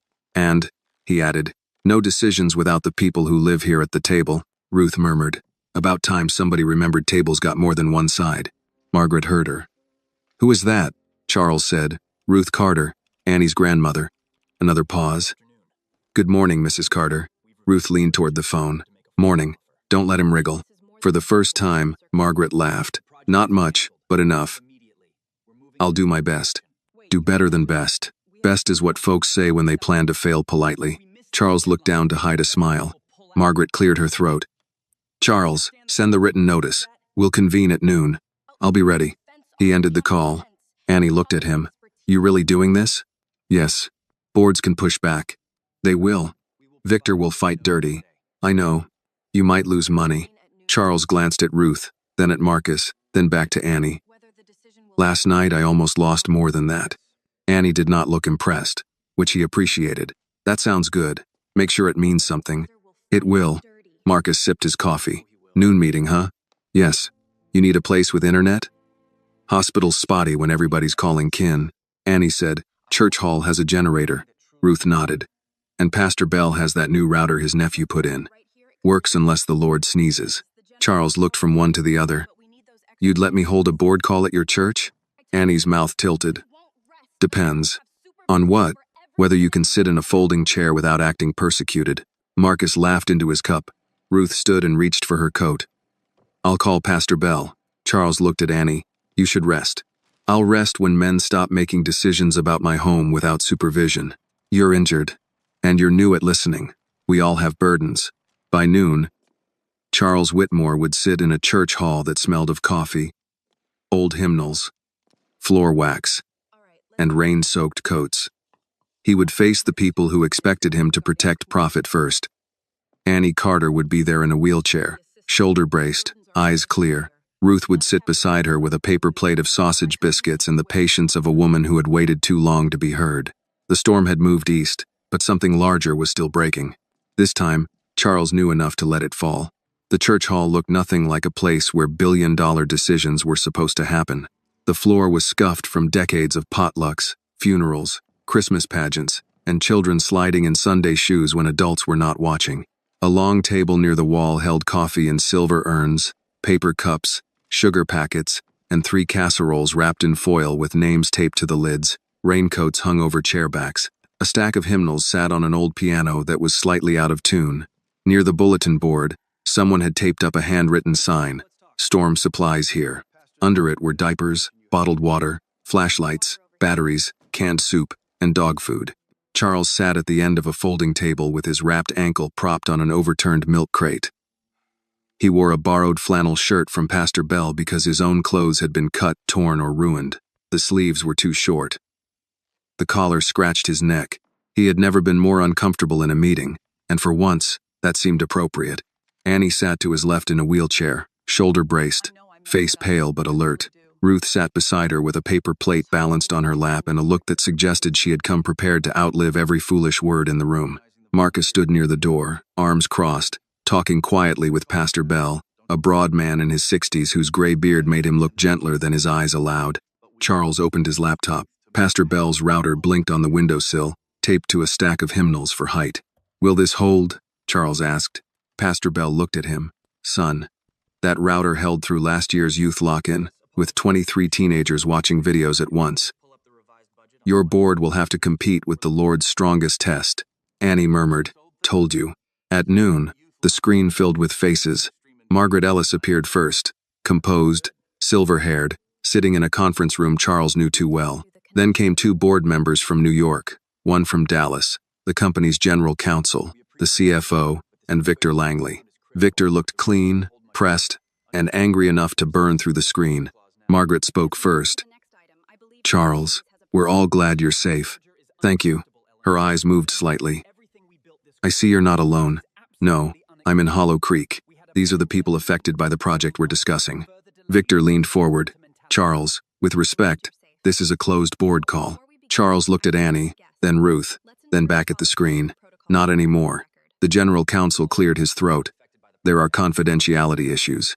Ruth leaned toward Annie and whispered loudly enough for everyone to hear. That means they're fixin' to say something ugly and don't want witnesses. Annie kept her face straight. Marcus did not bother. Victor's mouth tightened. Mrs. Carter, this is corporate procedure. Ruth looked at the screen. Mr. Langley, I have buried a daughter, raised a grandchild, sat through county meetings where men used words like procedure until poor folks went home tired, and survived a storm your paperwork did not. Don't wave vocabulary at me.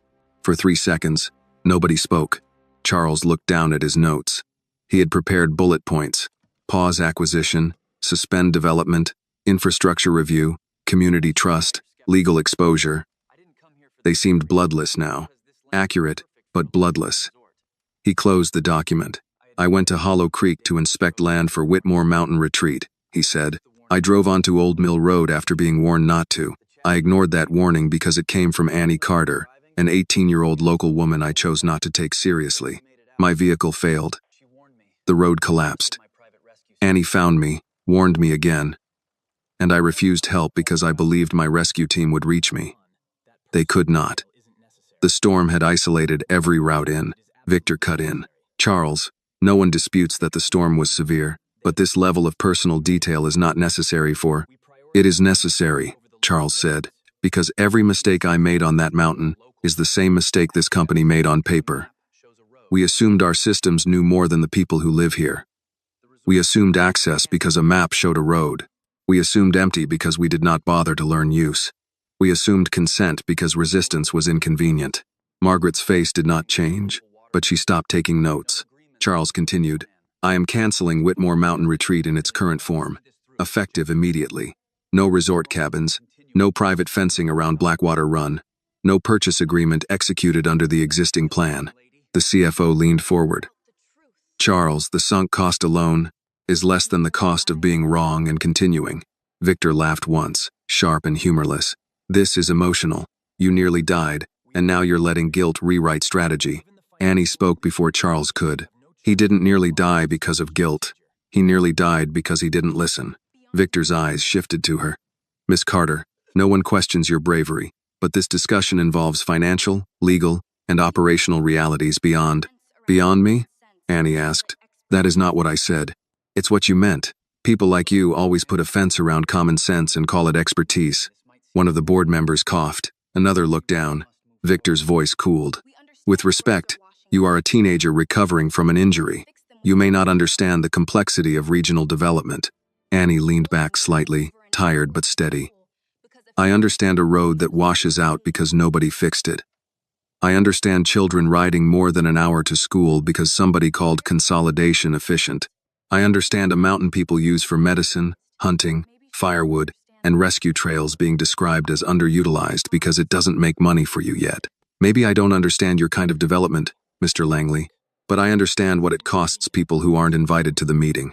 Ruth reached over and squeezed Annie's good hand. Charles watched Victor's expression. The man did not look ashamed. He looked inconvenienced. Margaret turned slightly toward her camera. Miss Carter, what would Hollow Creek need before any outside investment could be considered responsible? Victor said, Margaret, I asked her, Margaret said. Annie did not answer right away. She looked toward the supply table, the casseroles, the batteries, the church ladies sorting blankets, the men checking chainsaws outside the window. Then she looked at Charles. Ask them, she said. Margaret blinked. The community? Yes. Not as a courtesy after decisions are made. First, ask the parents whose kids leave before daylight. Ask Marcus what rescue time looks like when the bridge goes under. Ask Pastor Bell how many families use the church Wi-Fi because they don't have any. Ask my grandmother what plants grow on that land before somebody bulldozes them. Ask people what they need without already deciding what you want to sell them. Pastor Bell said softly, Amen. Marcus stepped forward. You want a list? Start with road reinforcement, bridge elevation, emergency radio coverage, a storm shelter, and a school closer than the next county's promises. At the word school, Charles saw Annie's face change. Not much. Enough. Margaret noticed too. A school? Ruth set her plate aside. There used to be one. Hollow Creek Elementary. Closed piece by piece, until it became easier for officials to say children could ride elsewhere. Elsewhere is always easy for people who don't have to send babies onto mountain roads before sunrise. Charles felt the room on the screen shift. It was not agreement yet. It was attention. Sometimes attention was the first crack in a wall. Victor saw it and moved fast. This is mission creep. We are not a public school district. We are a development company. If we start trading resort plans for civic infrastructure, investors will revolt. Charles looked at him. Let them ask why a resort company can spend millions creating artificial streams for guests, but cannot help a community protect real children from real storms. That is a slogan, not a strategy. No, Charles said. It's a correction. The general counsel spoke carefully. Charles, to be clear, you are proposing full cancellation? I'm proposing cancellation of the resort, transfer of the development option into a community land trust structure, and creation of a funded resilience plan. Legal can tell me how. Finance can tell me how much. Nobody on this call will tell me whether Hollow Creek deserves it. That question is settled. Silence followed. Then Margaret said, "We'll need a formal vote. Call it." Victor stared. "You cannot be serious." Charles leaned closer to the screen. "Last night, I stood under a falling tree because I thought the world still had to make exceptions for me. Annie Carter shoved me out of the way. Consider this me moving before another tree comes down." Margaret called the vote. It did not pass unanimously. Victor voted no. 2 others hesitated before abstaining. But enough voted yes to suspend the project, authorize a full community review, and begin drafting a land trust proposal. When the call ended, nobody in the church hall cheered. People who had been disappointed by systems for years did not celebrate promises too quickly. Ruth stood, picked up her plate, and looked at Charles. That was a door cracking open. "Don't mistake it for the house being built." "I won't." Annie watched him. "You said school." "I heard school. That's not the same." "No," Charles said. "It isn't." She nodded, exhausted now that anger no longer held her upright. "Good. Keep learning." Outside, the last of the storm clouds moved east over the ridge. Sunlight touched the wet church windows and caught on the handwritten supply sign, on the coffee urns, on the mud drying across Charles's borrowed sleeves. For the first time since he had driven into Hollow Creek, he understood that survival was not the end of the story. It was the debt that began it. The vote did not change Hollow Creek by sunset. The bridge was still low. The school was still far. The cell signal still came and went like a shy animal. Families still boiled water because the storm had pushed mud into old lines. And Mrs. Beale still had 3 cousins sleeping in her living room because a tree had split their roof. But something had shifted. People felt it before they trusted it. By late afternoon, word had moved through the town faster than the county alert system ever had. The resort was stopped. Charles Whitmore had sat in Pastor Bell's church hall wearing a borrowed flannel shirt and told his own board no. Annie Carter had been there in a wheelchair with one arm strapped to her side, looking like pain had knocked on her door, and she had told it to wait outside until business was finished. Ruth had told a corporate board not to wriggle. Marcus had put road reinforcement and emergency radios in the same sentence as money, and for once nobody laughed. At Miller's Gas and Grocery, men who usually argued about football stood around the coffee machine and replayed the story with more confidence than accuracy. "I heard she made that board vote while still bleeding," Earl Miller said. "She was not bleeding," Mrs. Beale said from the counter.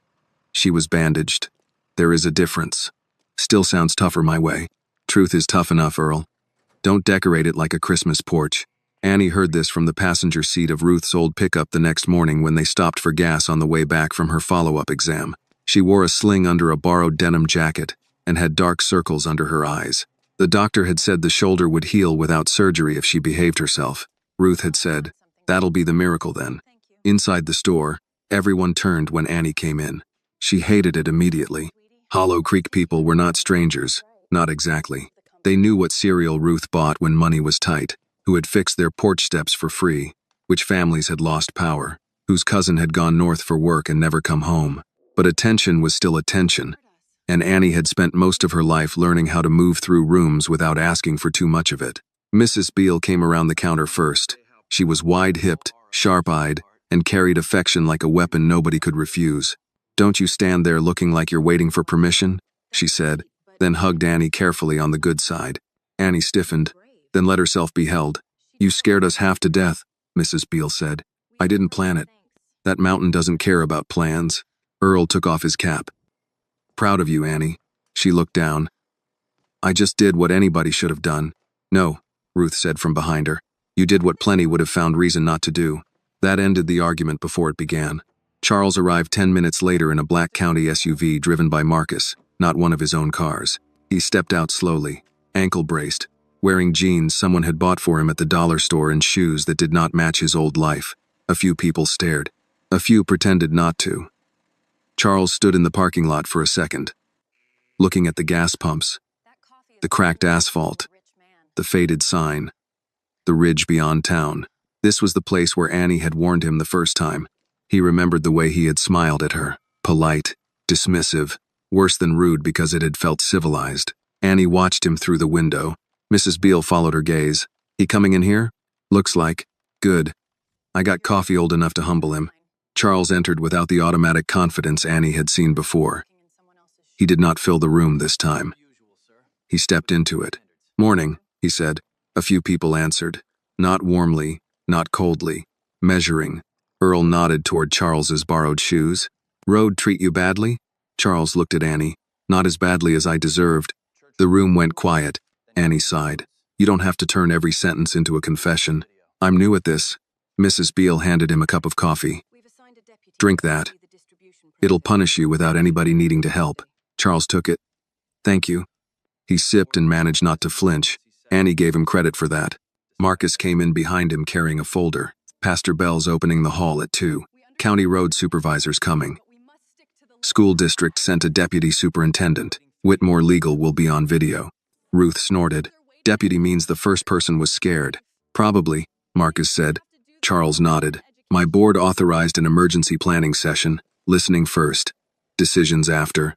Annie looked at him. "Whose words are those?" "Yours. Then don't wear them out." "I won't."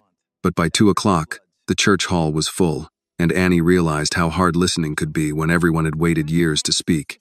Parents talked about children standing in the dark for buses before dawn. An older man named Mr. Clay described missing dialysis twice because the bridge flooded.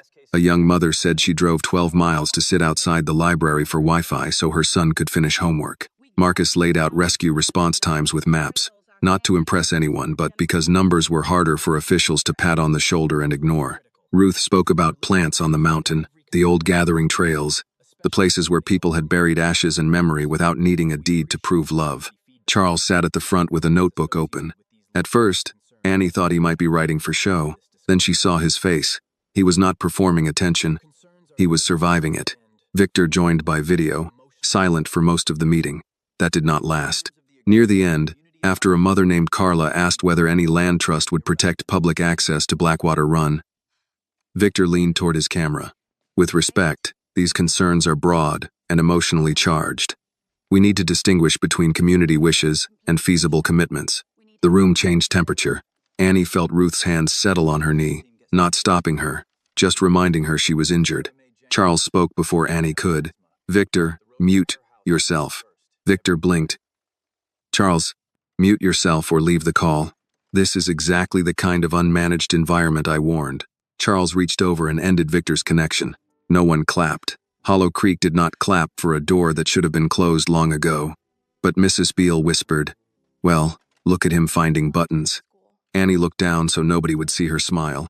After the meeting, people stayed in small groups, talking around coffee and leftover biscuits.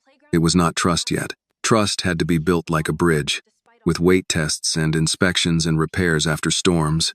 But people gave Charles their names. That was something.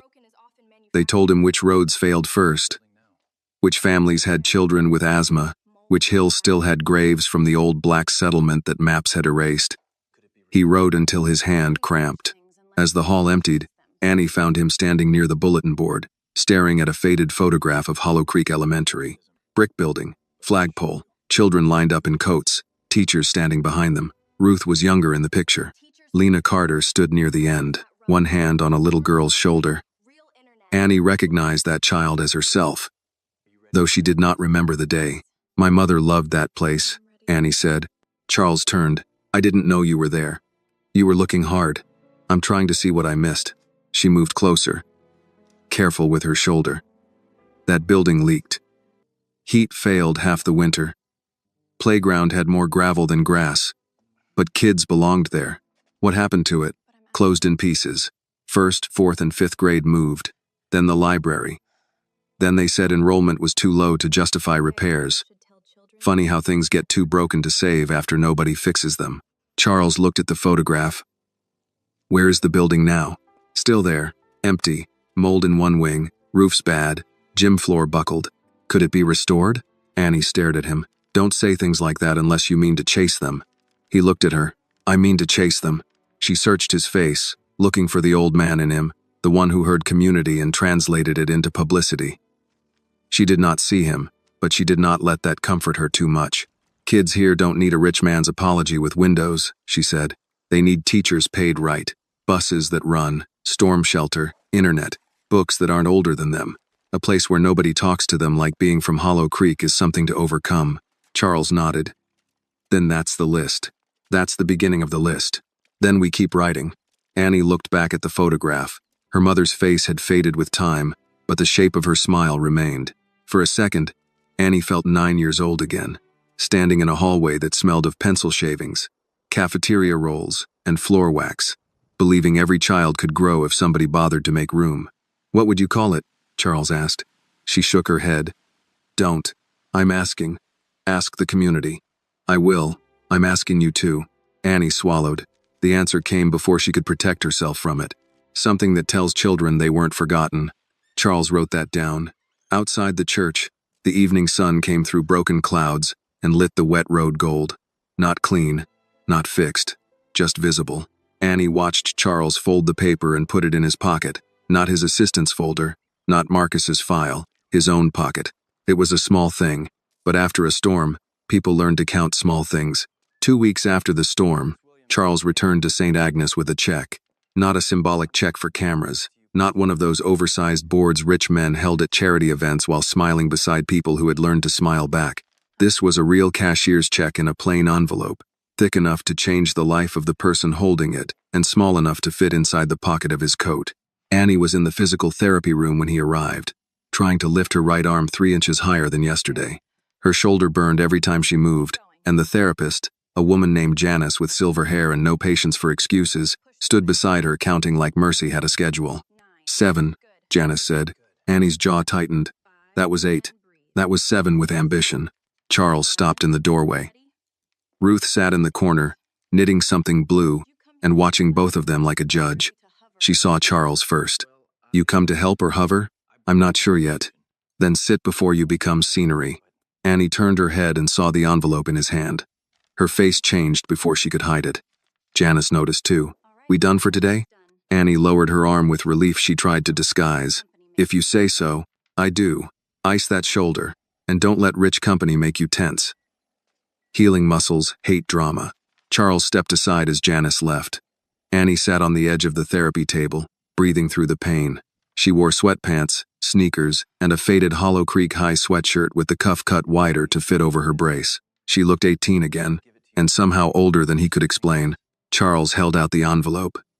I wanted to give you this privately. Ruth's needles stopped. Annie did not reach for it. What is it? A check. I guessed that part. It's for you, not the community plan, not the land trust, not the school review. You. Annie looked at him for a long moment, then at Ruth. Ruth did not speak. She had raised Annie well enough to know when a child had to answer for herself. How much? Annie asked. Enough to pay for college anywhere you want. Enough to fix your grandmother's house. Enough for medical care, transportation, whatever you need. Enough so you don't have to wait for committees to decide what your life is worth. The room went quiet except for the hum of a vending machine in the hall. Annie looked down at her hands. Her left hand lay open on her knee. Her right arm rested in the brace, useless for now, but healing. She thought of the roof at home, how rain found the same corner of the kitchen every hard storm. She thought of Ruth cutting pills in half near the end of the month and pretending it was because the doctor wanted it that way. She thought of tuition pages she had looked at on the library computer until the numbers made her close the browser. She needed that money. That was the cruel part. If she refused it, it would not be because she did not need it. It would be because she needed something else more. How much is enough? She asked. Charles frowned. What do you mean? Enough for me to leave? Enough for you to sleep better? Enough for newspapers to say you made it right? He flinched slightly. That's not why I'm offering. I believe you, Annie said, and that surprised him.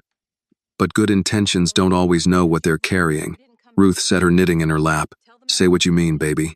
Annie looked at the envelope again. If I take that, people will say this story ended clean.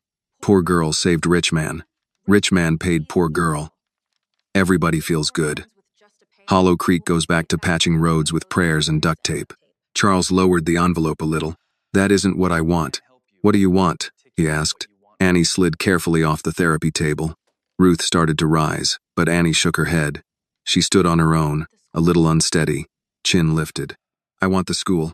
Charles said nothing, not a promise in a meeting, not a feasibility study that dies in somebody's inbox. A real school here. Books, buses, teachers paid enough to stay, internet that works when clouds show up, a kitchen that feeds children who come hungry, a storm shelter strong enough for families when the creek rises, a nurse 2 days a week, a library open after class so kids don't have to sit outside some building stealing Wi-Fi to finish homework. Her voice did not rise. It did not need to. Charles looked at the envelope in his hand. Annie, I can do both. Can you? Yes. For how long? Until the story fades? Until Victor finds a cheaper version? Until your board decides a plaque counts as a school? Victor is no longer leading this project. Men like Victor don't disappear. They change chairs. Ruth's mouth moved like she approved of that line but did not want to interrupt. Charles stepped closer, careful not to crowd Annie. I understand why you don't trust this. No, Annie said. You understand why I shouldn't. That stopped him. She took a breath. I don't want to be the only child who gets out. The words filled the room, plain and final. Charles remembered the photo in the church hall, the faded school building, little Annie standing near Lena Carter's hand. He remembered Ruth saying elsewhere was always easy for people who did not have to send babies onto mountain roads before sunrise. He remembered Blackwater Run roaring below Mercy Hollow and Annie's voice in the dark. I hate waiting for people who may not get there. Annie pointed at the envelope. That check helps me. A school helps children I'll never meet. If you really owe me, don't pay me to leave. Help them stay and still have a future. Charles looked at Ruth. Ruth lifted one hand. Don't look at me for rescue. She said it plain. He turned back to Annie. The board will fight the cost. Let them. The district will move slow. Push. The old building may not be salvageable. Then build higher. People will accuse me of buying redemption. Annie's face softened just enough to hurt. Then stop trying to buy it. Earn it where nobody can cash it. Charles sat down slowly in the plastic visitor chair.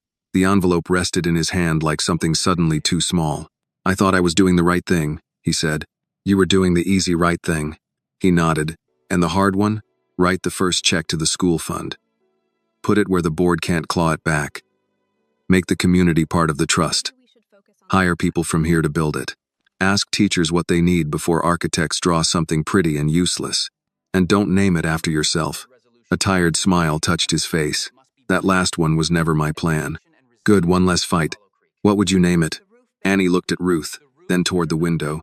Outside, the parking lot was busy with ordinary life. A man helping his wife into a truck, a nurse smoking near the loading dock, 2 children sharing a bag of chips on a bench. Ordinary looked different after almost losing it. For every child they almost forgot, Annie said. Charles took out his phone. This time, he did not call Victor. He called Margaret Ellis. When she answered, he said, Margaret, I need an emergency board resolution drafted today. Not a donation. A binding education and resilience trust for Hollow Creek.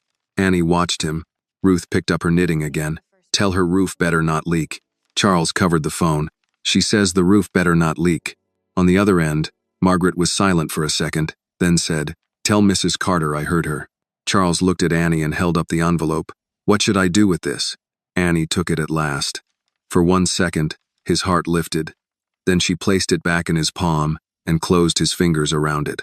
Make it the first brick, she said. Charles nodded, and for the first time since the mountain had taken his car, his road, and his pride, Charles Whitmore understood the difference between giving money away and putting it where it could grow roots.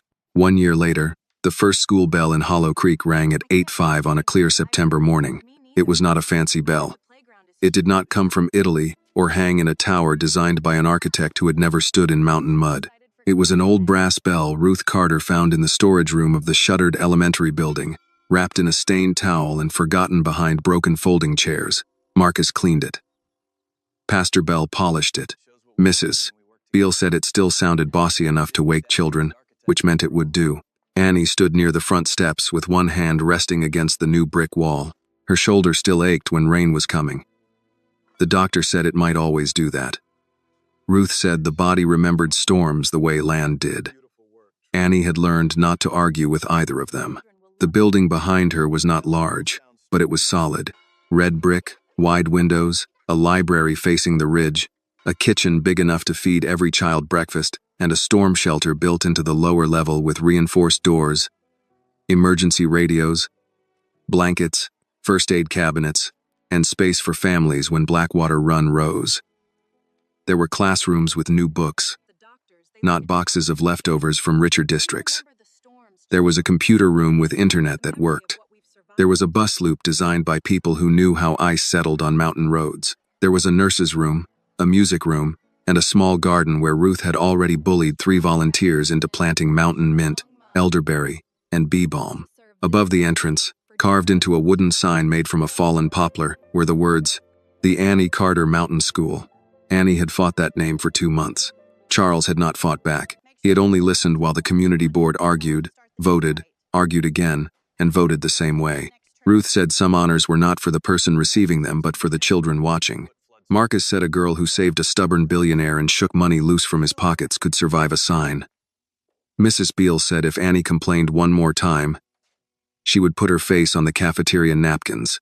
So Annie agreed on one condition. Under the school name, in smaller letters, the sign read, "For every child they almost forgot." That part mattered more. Children began arriving before the doors opened. Some came in clean sneakers that pinched because they had been bought a size too big to last the year. Some carried backpacks donated by churches 2 counties over. Some clung to grandparents. Some ran ahead, laughing because the bus ride had taken 20 minutes instead of 90. A little boy stopped at the front steps and stared up at Annie. "Are you the lady who pushed the rich man in a cave?" Annie heard Charles laugh behind her. She turned and saw him standing beside Marcus near the flagpole. He wore a plain navy jacket, no tie, no entourage. His hair had more gray than it had a year ago. Or maybe he had stopped hiding it. He walked with only the slightest stiffness now, but Annie noticed it when the weather changed. The mountain had left him a reminder too. "I didn't push him in a cave," Annie told the boy. "I pushed him out of the way of a falling tree." The boy looked disappointed. "That's not as funny." Charles stepped closer. "It was funny from where I landed." The boy looked at him. "Are you the rich man?" Charles nodded. "I was." The boy frowned. "You're not rich anymore?" Mrs. Beale, carrying a tray of biscuits toward the cafeteria, called out, "He's rich. He's just less foolish." Charles looked at Annie. "That may be the kindest review she's given me. Don't get used to it," Annie said. Ruth came up the walk slowly, using her cane, dressed in her Sunday coat though it was Monday. She had insisted on wearing a hat with a small blue ribbon because Lena Carter had once worn the same hat to Annie's first school program. In her hand, Ruth carried the old wind chime from their porch, the one Annie's mother had left behind. Its metal tubes were scratched. One string had been replaced with fishing line. It was not pretty in any expensive way, but when the breeze touched it, the sound was clear. "You ready?" Ruth asked. Annie looked at the wind chime. "For what?" "You know for what. Don't make me explain ceremony to you in front of all these people." Annie took the chime with her good hand. Her fingers closed around it, and for a moment the crowd, the school, the speeches waiting in Pastor Bell's folder, all fell away. She was 9 again, hearing rain on the roof, watching her mother pack books into grocery bags for children who might not bring them back. She was 18 again, standing in Mercy Hollow with mud on her boots, screaming at a man who thought money could hold a mountain still. She was here now, older in places nobody could see, holding a sound that had once warned of storms. Charles stepped beside her, but not too close. He had learned distance could be respect. "I brought something," he said. Annie gave him a suspicious look. "If it's another check, I'll make Marcus tackle you." "It's not a check." He handed her a framed photograph. Hollow Creek Elementary, 30 years earlier. Children lined in front, teachers behind them. Lena Carter at the end. One hand resting on young Annie's shoulder. "We found the original in county archives," Charles said. Ruth helped identify everyone. Annie touched the glass over her mother's face. Ruth cleared her throat. "Don't cry on the frame. We just cleaned it." Annie laughed once, but her eyes burned. Charles looked at the school. "We put a copy in the library, with her name." "Thank you," Annie said. It was not the polite kind. It was the kind that had weight. Pastor Bell called everyone to gather. The flag rose. Children fidgeted. Older folks stood with hands over hearts, some singing, some mouthing words, some just standing because memory had its own language. Charles gave a short speech. shorter than anyone expected. "I came to Hollow Creek to buy land," he said. "Annie Carter taught me land is not empty, just because rich men haven't written on it yet. Ruth Carter taught me that warnings ignored become grief. Marcus Hale in this community taught me rescue is not a service you purchase after disaster. It is a promise people make before one comes. This school is not charity. It is a debt paid forward, and it belongs to Hollow Creek." He stepped back before applause could turn him into the center of the morning. Then Annie spoke. She had not planned to say much. She hated speeches. But when she looked at the children on the steps, at their new backpacks and restless feet, she knew they deserved words that did not sound borrowed. "My mama used to say children can feel what adults expect of them," she said. "If you give them leaking roofs, long roads, and old books, they learn to expect less. If you give them a place like this, maybe they learn the truth sooner than I did. That being from Hollow Creek is not something to overcome. It is something to stand on." Ruth pressed a handkerchief to her mouth. Annie lifted the wind chime. "This belonged to my mama. It used to hang on our porch. When the wind changed, it told us to pay attention. I want it here, because this school should do the same. It should remind us to listen before trouble comes. To children, to old folks, to the land, to people the world got used to ignoring." Marcus helped her hang it beside the front doors. A breeze came down from the ridge and touched the chime. The sound carried over the steps, across the bus loop, past the flag, through the open school doors. No one moved for a second. Then Mrs. Beale wiped her eyes and snapped. "All right, children. Inside before the biscuits get cold." The spell broke into laughter, shoes, backpacks, and the first noisy rush of a school day. Charles stood beside Annie as children streamed past them. "You did this," he said. Annie watched a little girl stop to touch the library door before going in. "No, we did." He nodded. "Fair." She glanced at him. "You're learning. Slowly. Better than not." Ruth walked through the doors behind the children, already telling someone the garden beds were too close to the downspout. Marcus followed with a box of donated notebooks. Pastor Bell argued with the microphone. Mrs. Beale shouted from the cafeteria that nobody was allowed to call those biscuits store-bought without repenting. Life entered the building all at once. Annie stayed outside a moment longer. Across the valley, the mountain stood green under the morning sun. Somewhere beyond the trees, Old Mill Road had been rebuilt higher and stronger. Blackwater Run moved quietly, as if it had never roared. Mercy Hollow was still there, hidden in rock and laurel, holding the memory of a night when pride fell, a tree came down, and a girl refused to let a man die just because he had not yet learned how to listen. The wind chime sounded again. This time, it did not warn of a storm. It welcomed children home. The lesson of this story is that true wisdom does not always come from wealth, power, or education. Sometimes it comes from the people the world ignores: the poor, the quiet, the ones who know hardship by heart. Annie teaches us that courage is not the absence of fear, but the choice to act when someone's life depends on it. Charles learns that money can buy comfort, but it cannot buy humility, respect, or a second chance. The story reminds us to listen before it is too late, to value people beyond their status, and to understand that real gratitude is not shown through words or money alone, but through actions that help others build a better future. This video is a work of fiction created with the assistance of artificial intelligence. All characters, events, and situations are not real and do not represent any actual people or true stories. The content is intended for storytelling and emotional illustration only.